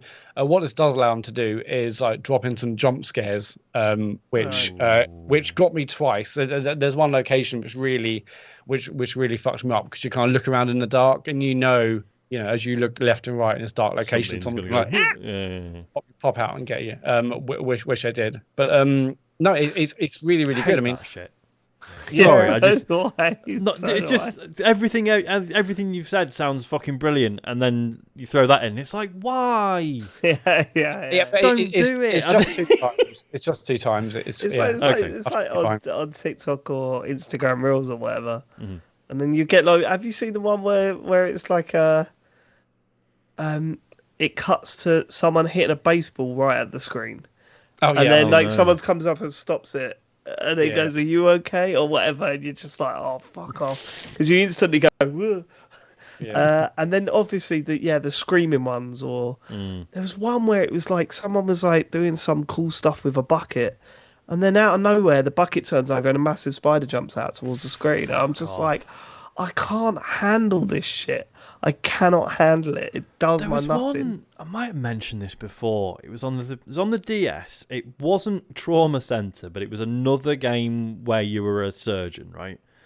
So you were doing stuff with the stylus on the screen, stitching people up, doing operations, whatever. And there was this one, again, sort of typical anime stuff. Like 2/3 into the game, it was like, and then you go on holiday for a week. And you just have crazy adventures on this tropical island. And you're still doing doctor stuff, even though you're on holiday. And at one point, there's like a bit where you sat around a campfire on holiday and you're telling ghost stories. Yeah. And this one character tells a story about like this girl who, like spent too long in the sun and got like really bad sunburn. Except she's just telling this story, and you're just like pressing A, like the text just going, and then it just. Bang! It cuts to this like really horrible, like realistic image of just some like this girl with just really badly burned skin, and it was like nothing else in the game was anything like, it was not a horror game in any way, and it's just that one thing. I was like, why the fuck would you put that in? Yeah, that's so horrible. Strange. Yeah, there's I'll never forget that a friend of mine said, "Oh, have you ever played Friday the 13th on the Spectrum?" And I was like, well, no. Obviously. Said, it will fuck you up. And I was like, what are you talking about? Said, I don't know what it does, but for some reason, this game will make you jump. And it's insane. And the whole idea is that you're looking around a town, and then every now and then you walk into a room, and the bad guy from Friday the 13th is in there. I think was it the Spectrum version? Actually, I'm looking at it now. I think it was the NES version. I think it's the NES version of the game, because that's the screenshot that I remember. And what would happen? You'd walk into a room, and then sometimes the bad guy would be in that room, right? But for some reason, they didn't load in when the room loaded in, so the timing was just right, where you walk into a room and go, it's an empty room, and then it comes up and you go, oh, like every time it's absolutely spot on. I'd like to, I want James to play that just to see if he jumps as much as I did Friday the 13th on the NES. But yeah, you're right. I can't stand that stuff. It's like, oh, well done, you've made me jump. But then it's tough, isn't it? Because when we went to see The Woman in Black, is it the play? The Woman in Black? I don't know. The long-running scary play that's been in London for God knows how long. We went to see it, and Joe and I, we don't like scary stuff, but we had the best time because it was just the right jump scares where you would jump a bit and then laugh, not to the point where you were completely freaking out. And what was the game that did that as well? Like Dusk, not As Dusk Falls, Until Dawn. Oh, yeah. That had the perfect level of jump scares where you jump and then laugh. Whereas like this new wave stuff where it's just like screaming or all that sort of that I cannot handle. It's too much. It's too intense for me. Well, the jump scares in this, I mean, there's only like 2 or maybe 3, and but it's more like the ongoing kind of sense of dread. There's definitely kind of an underlying tension. It's not as bad as some other games where it's the old game was Synergia is the game we're Synergy on PS3 is another visual novel that me and James played and absolutely loved that. I mean, there's only a couple of jump scares, but the ongoing kind of atmosphere and tension is really, really well done in this game. And it's just, again, dripping with atmosphere from the visuals or the music or just so as you're trying to progress the story. I mean, these kind of 7 curses, these are actually based off like real life kind of folk tales from parts of Tokyo, which I only found out after looking afterwards. So there's probably, there's probably some kind of deep-seated kind of fear about that stuff as well, I guess, if it's kind of there's some base in reality. But the story is really, really good. It gets more complex the more people you meet, and the more you realize the kind of cross lines or interwoven stories. And yeah, it's really, really good in that regard. Characters, I said, really interesting. There's one kind of really flamboyant detective or investigator you're working with who's absolutely brilliant. And I heartily recommend it to everyone. For someone who hasn't played those games I mentioned at the top, I thought this was brilliant, and I'm still playing it. I mean, like I said, I thought I was in the end of one of the stories, but there's like 4 main stories, I think. So there's plenty more to play, even if I hit credits on one of them, I think. Cool. What are you playing it on? On Switch. You're on Switch, because it's on Switch and PC, and also iOS and Android. I was going to say it's on the phones. But I'm just playing on Switch. Might make it less scary because if it's on a smaller screen, it can't get you. That's my I mean, I'm mostly playing as handheld. But I did play a little bit on the TV when my Switch ran out of battery, and that's when the jump scares got me. Excellent so far. And I see a lot of people talking this up as a kind of surprise hit or something going under the radar. I'm absolutely loving it, and I'd like to play more games like this. So there's other games I mentioned. Was it Danganronpa and stuff and Zero Escape? I mean, because I think at least one of them's on Game Pass, right? So that might be your next protocol. I think Danganronpa is, or one of them. Is. I do it. Do you think either you, Sean? Do you think you'll get this? Or I am well intrigued. Yeah. It's because I've always liked the idea of this sort of thing. I've just always assumed the writing isn't up to snuff, whereas you've said otherwise. So I'm intrigued now. Yeah, it's really. I know James has bought this as well. I was going to say this feels like a James game. Yeah, so I said, have you heard about this game? And he hadn't, and then he bought it, and then so hopefully he'll be back next week to talk about that. He says he doesn't like puzzles, but he fucking does. He just doesn't like sliding tile ones, which is fine because they're he likes saying stuff and then with loads of holes in his. In his defence, he did say, "What are the puzzles like? What are the puzzles like?" Him? Okay. Just for because he messaged me saying, how does it work? What are the puzzles like? So it's basically Sudoku, James. It's conversation stuff, yeah. I think that's before the puzzles got a little bit more complex. But great game. Recommend it. Cool. Okay, nice. Sean. Hi. So I have played. So there was an open beta for Exoprimal this weekend. What is that? You're playing this? That sounds like an energy drink. Wish it was. I'd buy that. Would you? Easier to get the fucking Prime. So I was what was it, about 3-4 months ago, maybe longer ago than that. There was a closed beta that I played and I talked about it, and I didn't get on with it. Yeah, I didn't get on with it as much as I wanted to. For those who've forgotten, so this is the Capcom one that's like third-person shooter, but it's team-based, and it's PvPvE, right? So you're in one squad of 5, and there is another squad of 5, and you are mostly separate from one another. You're fighting, like you're in like a robot suit. It's in the future, obviously, and you're fighting these waves of dinosaurs that are like spawning out of like these portals, just sort of appear in the sky. Dinosaurs pour out of them, and you have to shoot them all. So it's horde mode. It's a horde. Basically, game, yeah. So there's like waves of enemies, and then there's you sort of rank and file dinosaurs that just sort of run at you in massive packs. But then there's like some that like can shoot stuff at you, some that like explode when they die, so you have to like do enough damage and then back away from them. And then like that stuff is really good fun, but but then there's the PvP stuff on top of that. So you are racing the other team to the final objective, basically, and then there is a round at the end where you are more directly competing with each other, and you can directly, you can actually attack each other. You're in the same place. The previous beta, I found that really frustrating. I was playing with one other friend, and we were just losing every game. And it was like you'd be halfway through like the bit that you're doing, and the other team has done way better than you, and is like steamrolled ahead. So you're like, oh man, this is really good. I'm having loads of fun killing dinosaurs. It says I'm slow, but I'm having a good time, so whatever. And then it's just like, right, well, the other team's finished now, so now you got to do the final round. And also you're at a disadvantage because they won the race. And I'm just like, well, what the fuck? Oh, now I'm just getting shot by real people. I hate this. This time around, I don't know if it's that there's been changes to the game itself, or more likely it's because we actually played it with a team of 4 of us and then one random. We had a really good time with it.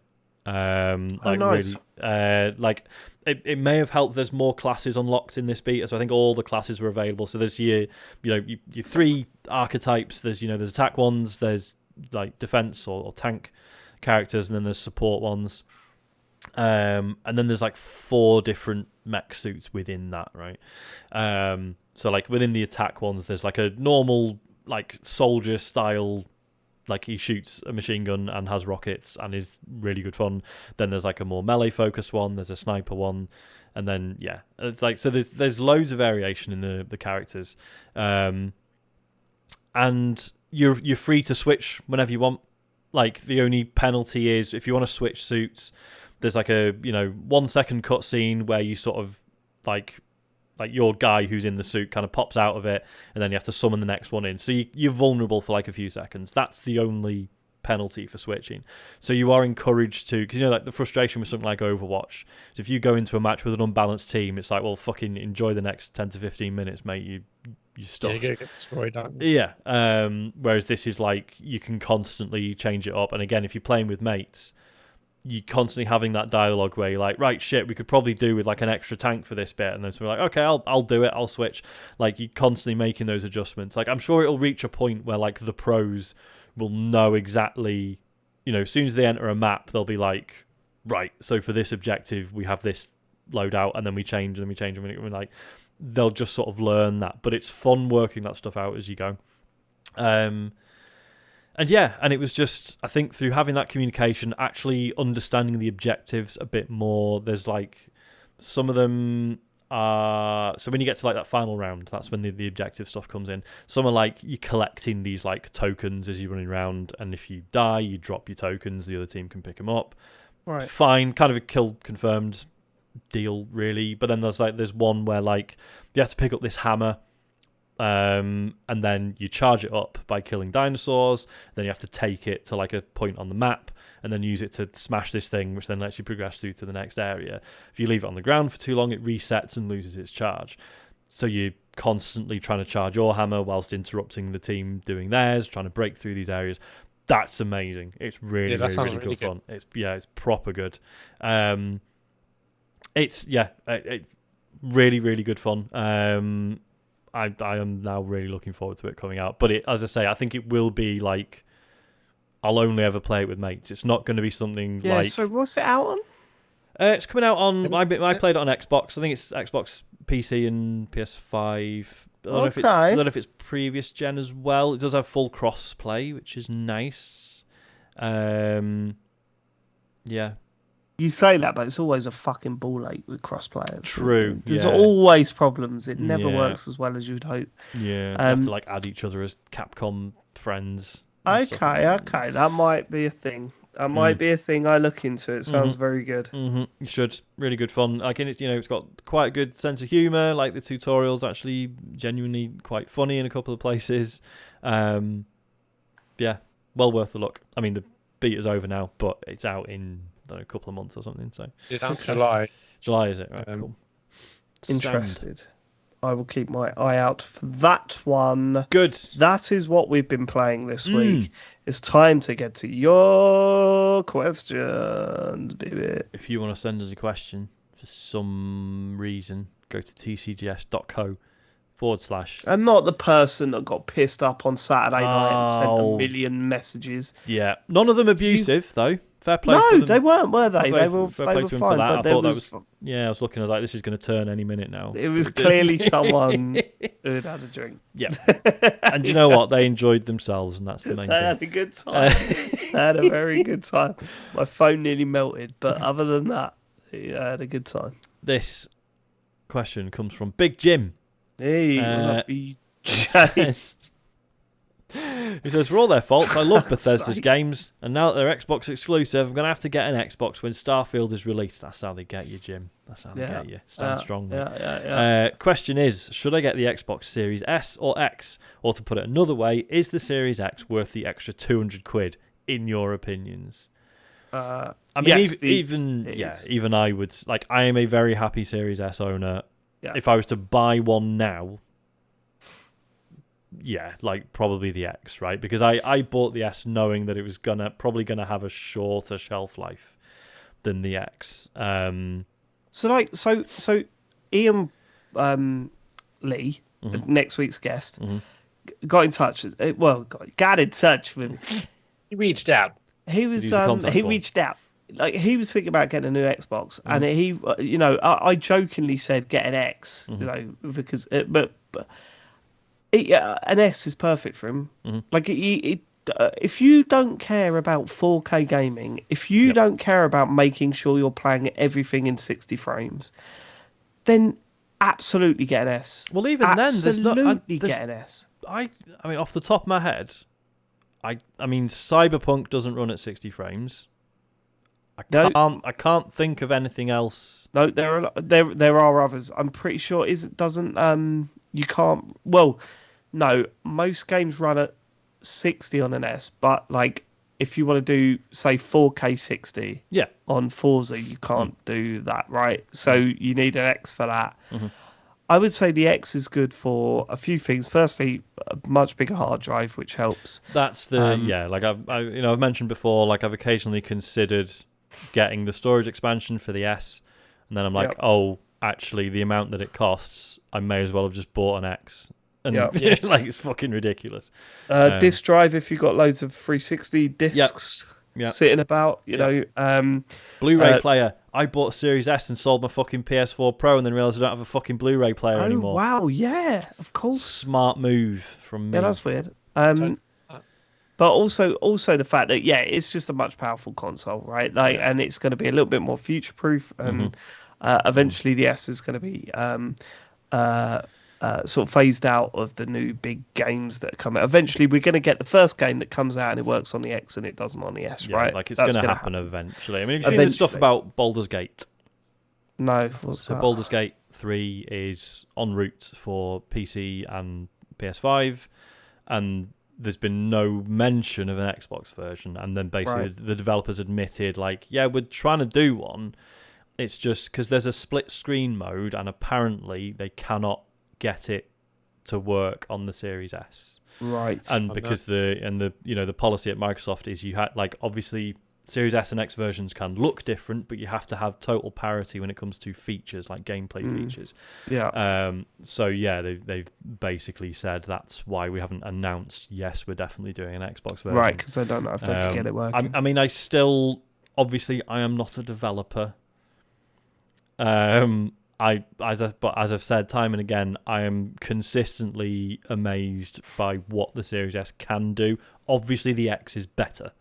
Well, this is it. This is it, right? Like it's so funny, isn't it? Because I think if you want to get a next generation of video game console, not everyone's obsessed with like 4K 60. Not everyone's obsessed with all that stuff. Microsoft have an option which is what, like £200 these days. You know, I've seen them £200 quite a few places or whatever. Like Ian's one costing like 180 second hand, right? And you just think, oh, that's perfect for you.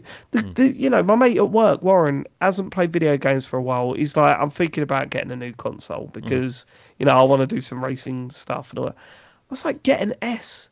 Don't pay £450 on something that you're not going to use that often. That is not going to be like that. You don't really give a shit about high end gaming. You know, you don't want something that's going to be massive and take over your living room. Like the S is small. Yeah, more I do. table. Yeah, like hand on heart, I do still love the look of the S over the X. Oh, like, it kills me. It kills me that they haven't introduced design labs for the S. Like, it's so weird that they haven't done it. It seems like such a no-brainer. You could pick the colour of the fucking circle and the top half and the bottom half or whatever. Make a combination out of that. They fly off the shelves, that Just get shit. a skin for it, mate, and fuck it up a tiny bit and then get annoyed every time you look at it. I hate that skin stuff. I mean, Big Jim, you know, the other option is, I guess, you know, there's nothing to stop you buying an S now if you love it. Trade it in for an X later down the line. Yeah. I mean, obviously, the big unknown here is that, you know, Jim's saying they're buying it for Starfield. We have no idea how Starfield's running on the X. That's very I good would worry point. about. Yeah, because that is a big game. That is a big game. I mean, the big game, not just in like storage, so you'd want a massive storage, and they're already maybe buying up against the edge of what the S can do, but just in terms of power and frame rate and whatnot. I mean, we'll don't know. Yeah, obviously. I think more importantly, you won't be disappointed with either console. No. You know, 100%. Either of them have advantages. Is it worth the £200?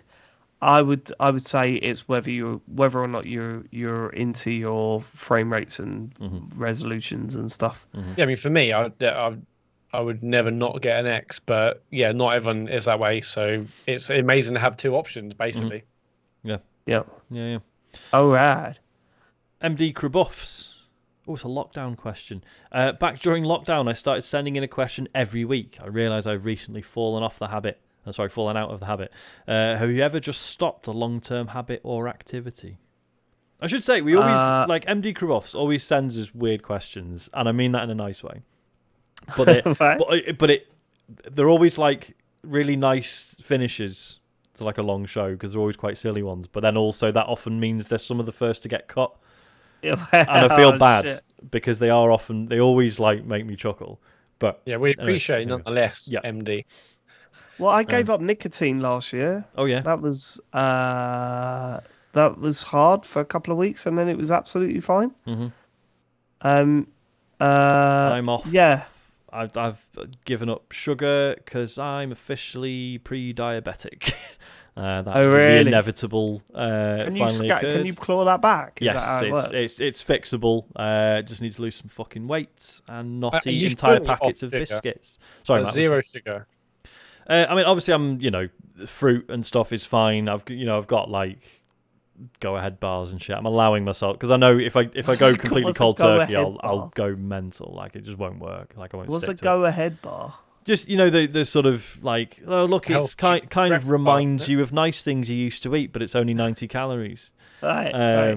Do you remember when they launched Nutri-Grain bars and everyone was like, "No, this is health." Yeah. And then it turns out that actually they were just absolutely loaded with salt and sugar. Yeah, you may as well. Yeah, you may as well have had a chocolate bar. Yeah. Yeah. Kellogg's.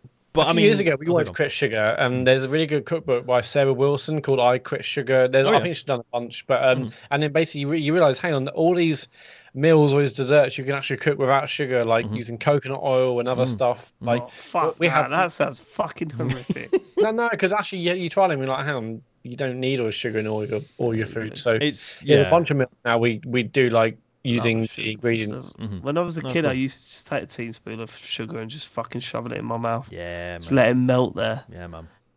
Can't beat it. Good Can't days.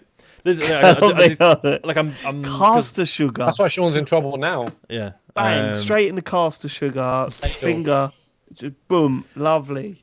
It's funny, like I'm trying to because belly. I haven't been weighing myself, so I don't know if I've lost weight, but I am already noticing just how much more energy I have.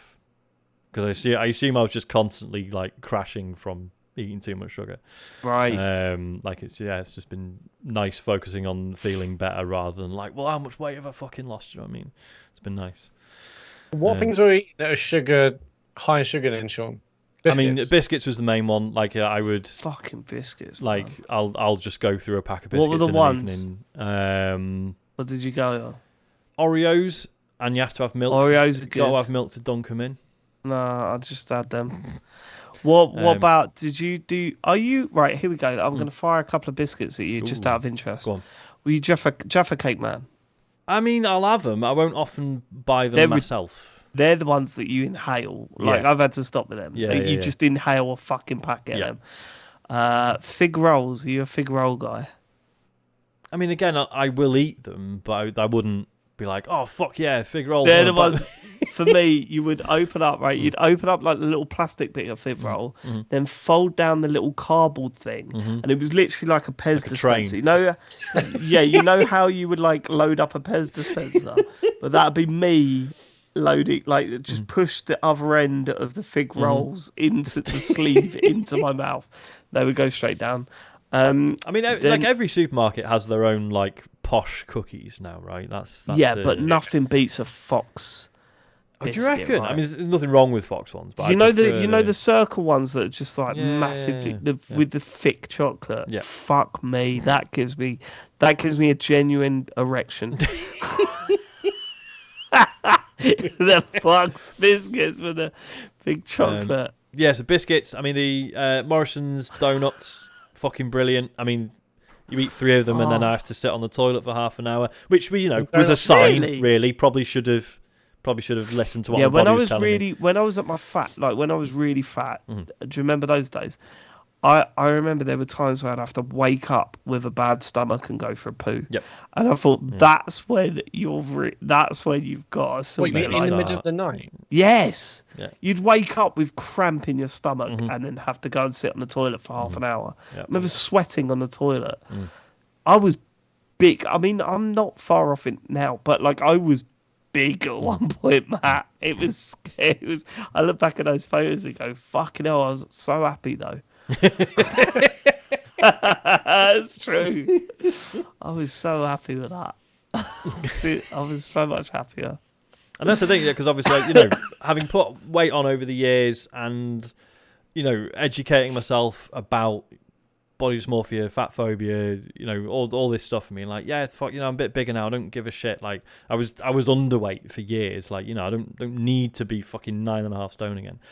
And then being like, no, you have got this one condition where it does really help if you lose a bit of weight, mate. Like, just yeah.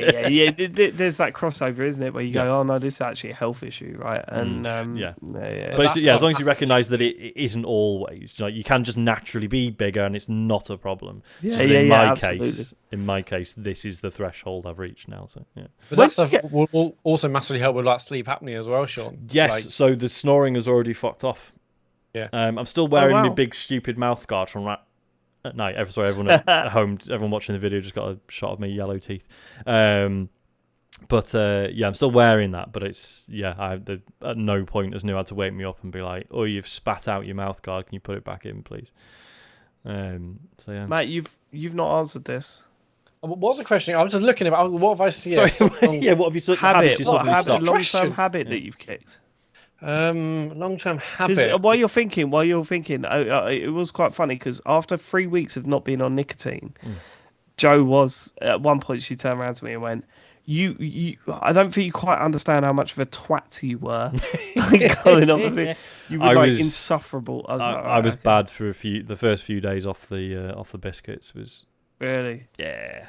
I was reacting to things badly. Because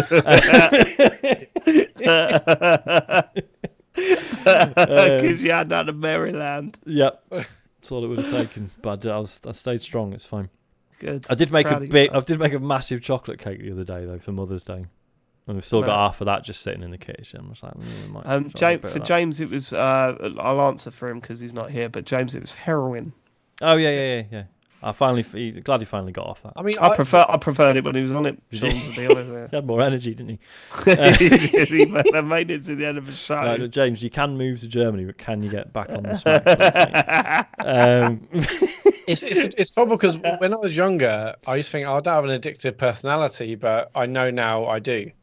So I have to go all or nothing. The trouble is, say like McDonald's, right? I could. Unless I concentrate on it, I could have that every day, breakfast, lunch, and dinner, until I had a heart attack and ran out of money. Yeah. So I'm like, okay, no, like you going cold turkey, no McDonald's at all, and then you can like break every now and then. But it's just, it's just dangerous. There's lots of things I like, but I've never fallen out of something. Everything is deliberate. I'm either on it or I will just like Greg's. Okay, no Greg's for an entire year. I can't have like one Greg's here, one Greg's there, because if I do, I'll just have it every day. Nothing. Yeah. It's a good job I didn't try heroin basically because I wouldn't be here. This is what always interests me was that World of Warcraft. This is what always interests me because obviously I didn't find out until 3 years ago that I had ADHD.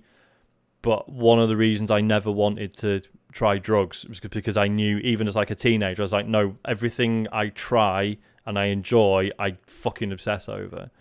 So I knew that was going to be... Everything's a Pringle for our boy Sean. Exactly, mate. I knew it would be like a slippery slope. So I just got into biscuits and video games instead, and look at me now. Successful podcast, ill. Should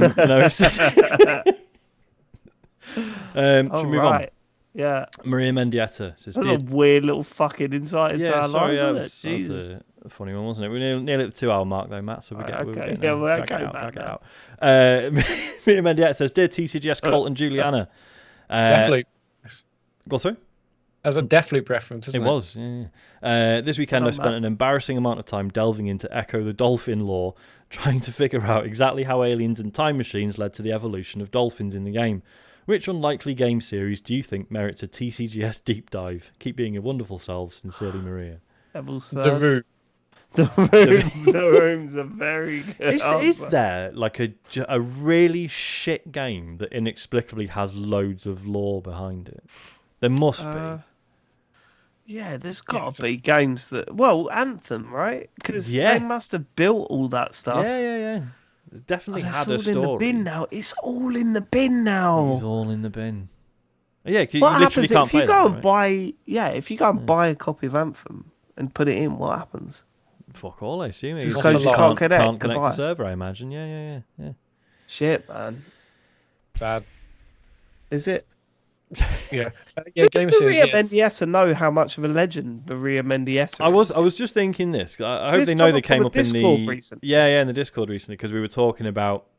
We mentioned on the show like sometimes we get abuse on the feedback form, and because of the way the feedback form works, anyone can send anything in because in order to be able to verify people or whatever, it's a GDPR issue, etc., etc. Yep. It's just a pain in the bum. And we'd talked about the possibility of making everyone submit questions via Discord, not even to drive Discord numbers, but just because it's a way of verifying people's identities that's out of our hands. But we said like literally the reason we can't do that. It's like, we won't get any more Maria Mendieta questions because they're not on the Discord as far as we know. And Maria, if you're listening and you're worried about this, you've got a lot of fans. Like, there's no one saying anything negative, just to let you know. Everyone was just like... You've got a lot of people that like you. Yeah, everyone was just like, oh, God, no more Maria questions. Fuck that. Not acceptable. Yeah. Like, it's... So, but this fan club isn't just happening now. Like, it's happened for a long time. Yep. A long time. All right, okay. I haven't got an answer for that question. Though, I mean, sorry. one good suggestion from Chris Banner chat was FIFA. I mean, I think that would be great. It's got the biggest we lore can look at the music over the years. Yeah. We can look at how the game's changed. Oh yeah, It hasn't. well, Same rules. yeah, Why mess with It is success? well, where is it though, Sean? I mean, is it a silhouette? Is it preventing a goal scoring opportunity? Hey, so we'll talk about the handball rule there. I see. They go into silhouettes. Well, they did, but that was probably about 3 or 4 years ago now. Do you remember that? When they would go, well, what did the silhouette look like? Could you see the arm away from the body? If you in an unnatural position. That's a handball. It's like, oh, shut the fuck up. Okay. Tim Tam, the question, man. Hey. Says, would you rather live in a world where Nintendo and Sega never existed, or live in a world where Microsoft or Sony never existed? I would rather live in a world where Microsoft or Sony never existed, rather than because Nintendo what and about Sega. this? Well, but Microsoft and Sony never would have even tried to do games were it not for Nintendo and Sega, right? But that's not what Matt just said. What about Microsoft Office? What Fuck about Word? Microsoft. We got Google Sheets now. Windows. Yeah, but again, Google would we Docs. have Google Sheets if not? Yeah, we would. Actually, yeah, we would, because obviously spreadsheets used to be a pen and paper thing, didn't they? Yeah, you used to do, and so did writing things. So writing things on a piece of paper, yeah. That was that's Word, where yeah. they got the idea for Word. They did do that. Hey, that's What What inspired them. Call the police. And if Sony you're listening to this, by the way, and thinking, oh, but how does a spreadsheet work on a piece of paper? Wouldn't you have to, like, if you wanted to change a formula, wouldn't you then have to go and rewrite loads of things? Yes, you would. Apparently, it was fucking awful. But it's all they had. Yeah. I would rather live in a world where Mario is still about, rather than fucking Nathan Drake. I'm sorry. Okay. Easy. Easy. This is easy. Yeah, it is, isn't it? There's no contest, really. I've had some, I think I've appreciated Sony and Microsoft games more, right? Mm-hmm. Like in terms of narrative, in terms of stories, emotion, but the sheer joy of Nintendo, and Sega back in the day, occasionally. I mean, what? Yeah, would the Dreamcast? Was the Dreamcast pushed out of the market by the PlayStation, or did it fail on its own merit? It failed on its own merit, 100%. Yeah. I tell you what, if Sega and Nintendo didn't exist, there'd be one less bloke in prison.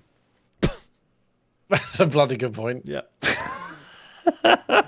And that's what we should focus on right now, I think. I think that's.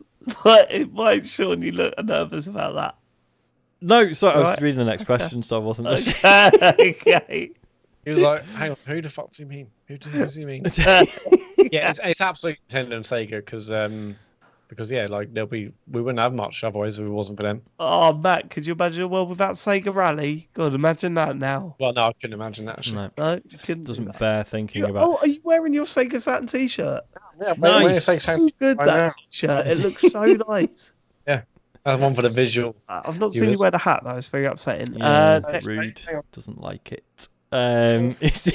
Next question. Oh, here we go. He's doing it. Yes. How are you not wearing that every week? It looks so sweet. That is quite cool, man. I don't know. T-shirt and hat.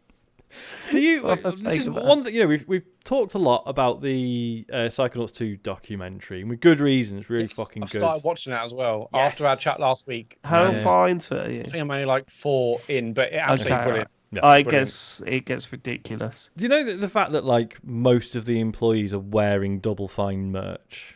Yeah. What's going on there? Do they get? Yeah. Well, what do you think? Yeah. Do they get perks on it? They get massive discounts. Mate, honestly, there's a stuff with tech companies and software, and video game devs or whatever. It's it's cultish. They genuinely pick up. As much as I like Double Fine and I like Tim Schafer, even the way that they look at things is cultish. Yeah. Fucking Amnesia Fortnite, cultish. It's cultish. When you've got the one reasonable guy in that office going, why don't we just give them 2 weeks off? it would have such a better impact on everyone's life. Cultish, I'm telling you. Yeah, but they do get good stuff out of it. That's the That thing. level wasn't that good, Sean. That was not that wasn't. Yeah, it wasn't. game. To be fair. But, I mean, I will say, XR Games, everyone just wears the XR Games hoodies and T-shirts all day. Yeah, exactly. Cultish. Well, also, it's like, but are they free though? Do they just give you them? What are you wearing? You just I'll put that on. Yeah. What if you turned up in this outfit now, Matt? What if you turned up in the Sega Saturn T-shirt and the Sega Saturn hat? What would happen? Nothing. They wouldn't kick you out. No. I mean, we don't have to wear it. But everyone's like, well, I've got a free hoodie and T-shirt. Why wouldn't I wear it? So they are free. See, like, if they're free, then fine, whatever. But it's just the fact that the Double Fine stuff all seem to have loads, and like I say, because of, and again, I love Double Fine stuff, so I get it. But you do wonder, like, did they have all that merch before they even worked there? Is this just stuff they had in the... I mean, they've been going for so long. They must have done, like, so many T-shirts. So they must have absolutely tons over the years. So, yeah, they probably have a whole wardrobe where it's just merch on their own studio. Right. No, I did... I haven't mentioned this on the show. I won't say who it was, because that's probably rude. I came very close to... Coming. Nah, it's not that good. Came very close to getting a job in the industry, and in the final interview, they mentioned like rebranding, and I was like, sorry, you mentioned a rebrand.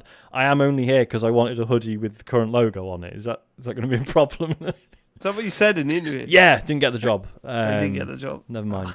I think it's quite a funny joke, actually, Sean. So, Thank you. I thought it was good.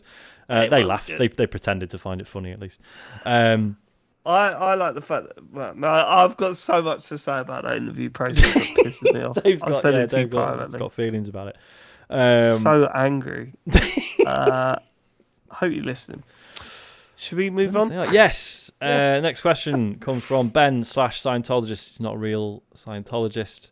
It says, quick question. After a conversation on the Discord, I swear we don't always talk about stuff like this there, but do you ever check your shit? What? As in literally, not like, you know. Do you ever check your own poo-poo? Yeah. No. I mean, what do you mean check define check. I mean, I'm not like, I'm not getting like a pair of tweezers on it and like going full Gillian McKeith. Well, it's good. This makes me feel ill. Why do we talk about this? Can we move on? Don't read this one out. No. It's been read out. Yeah, it's in the chat. It says, just have a quick look at it in the bowl. I think... but it's usually covered in tissue paper by the time I look at it. That's true. It's usually concealed. This is horrible. Why? This is turning my stomach. If you want to join our Discord, Matt will be explaining how you can do that at the end of the show. I don't think it's that unusual. I don't think I consciously do it. But the idea of it doesn't disgust me. It's only my own poo. Yeah, but talking about it on the show is what makes me feel ill. All right, fine. No one wants to listen to this. No, let's move on. Okay. The last question comes from With Nail and Pie. It says, I'm currently having a great time playing Valheim on Xbox, but I'm having to save scum my way through it as I have neither the time nor patience to lose all my stuff every time I'm killed by a falling tree or skeleton. Right. Are there any games where you've had to use similar fuckery in order to play it? I mean, I only played as much of Deathloop as I did because I basically turned all the cheats on and had a really good time, so I'm not apologising for that.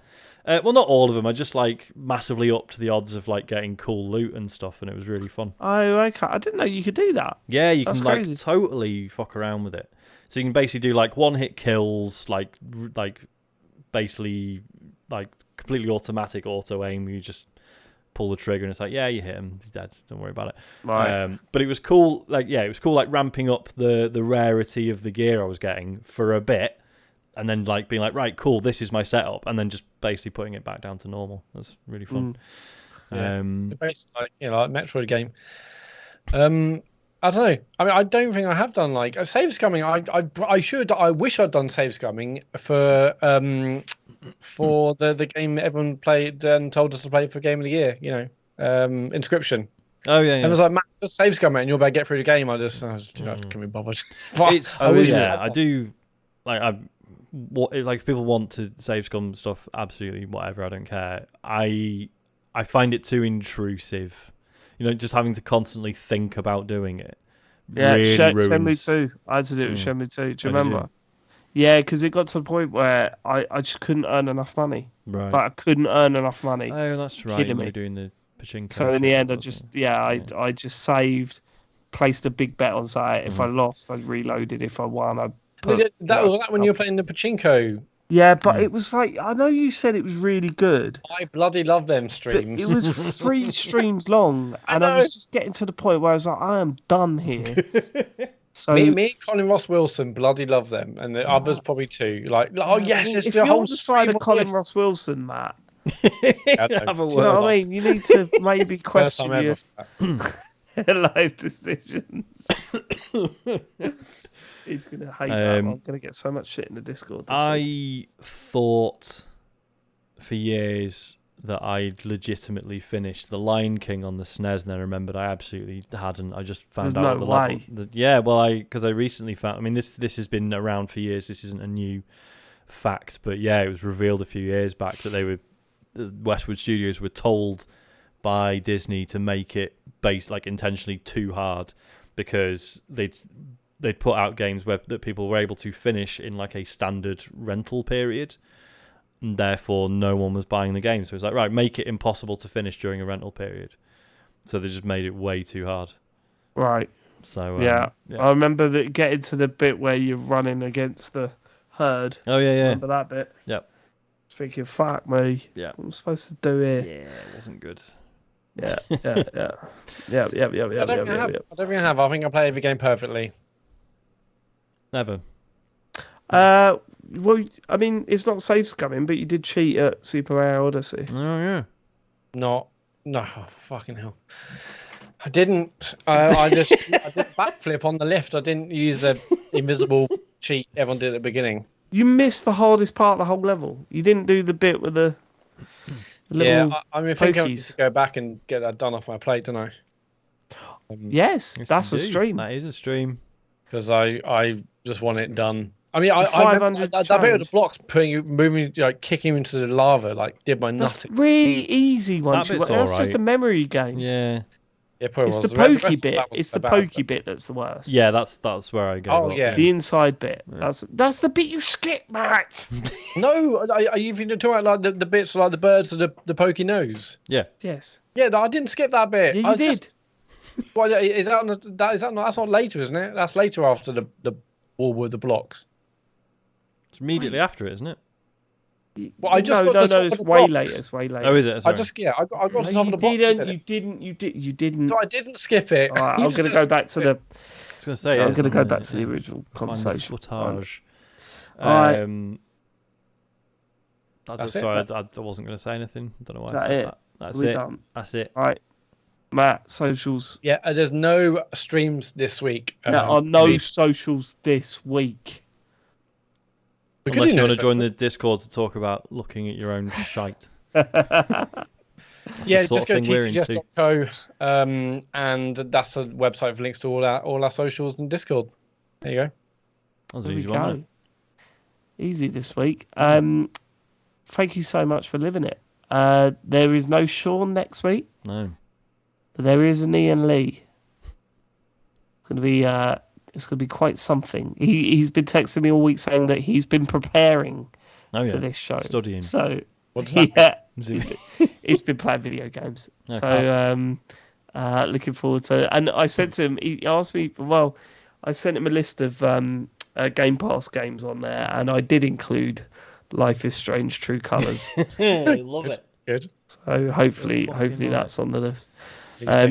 But we will catch you next week for some more video game chit chat. We love you. Goodbye. I do love you a bit. Not loads, just a bit. Yeah, I love you a fair bit. Yeah, I like you. 5 out of 10. I like you. I love you as a friend. Yeah.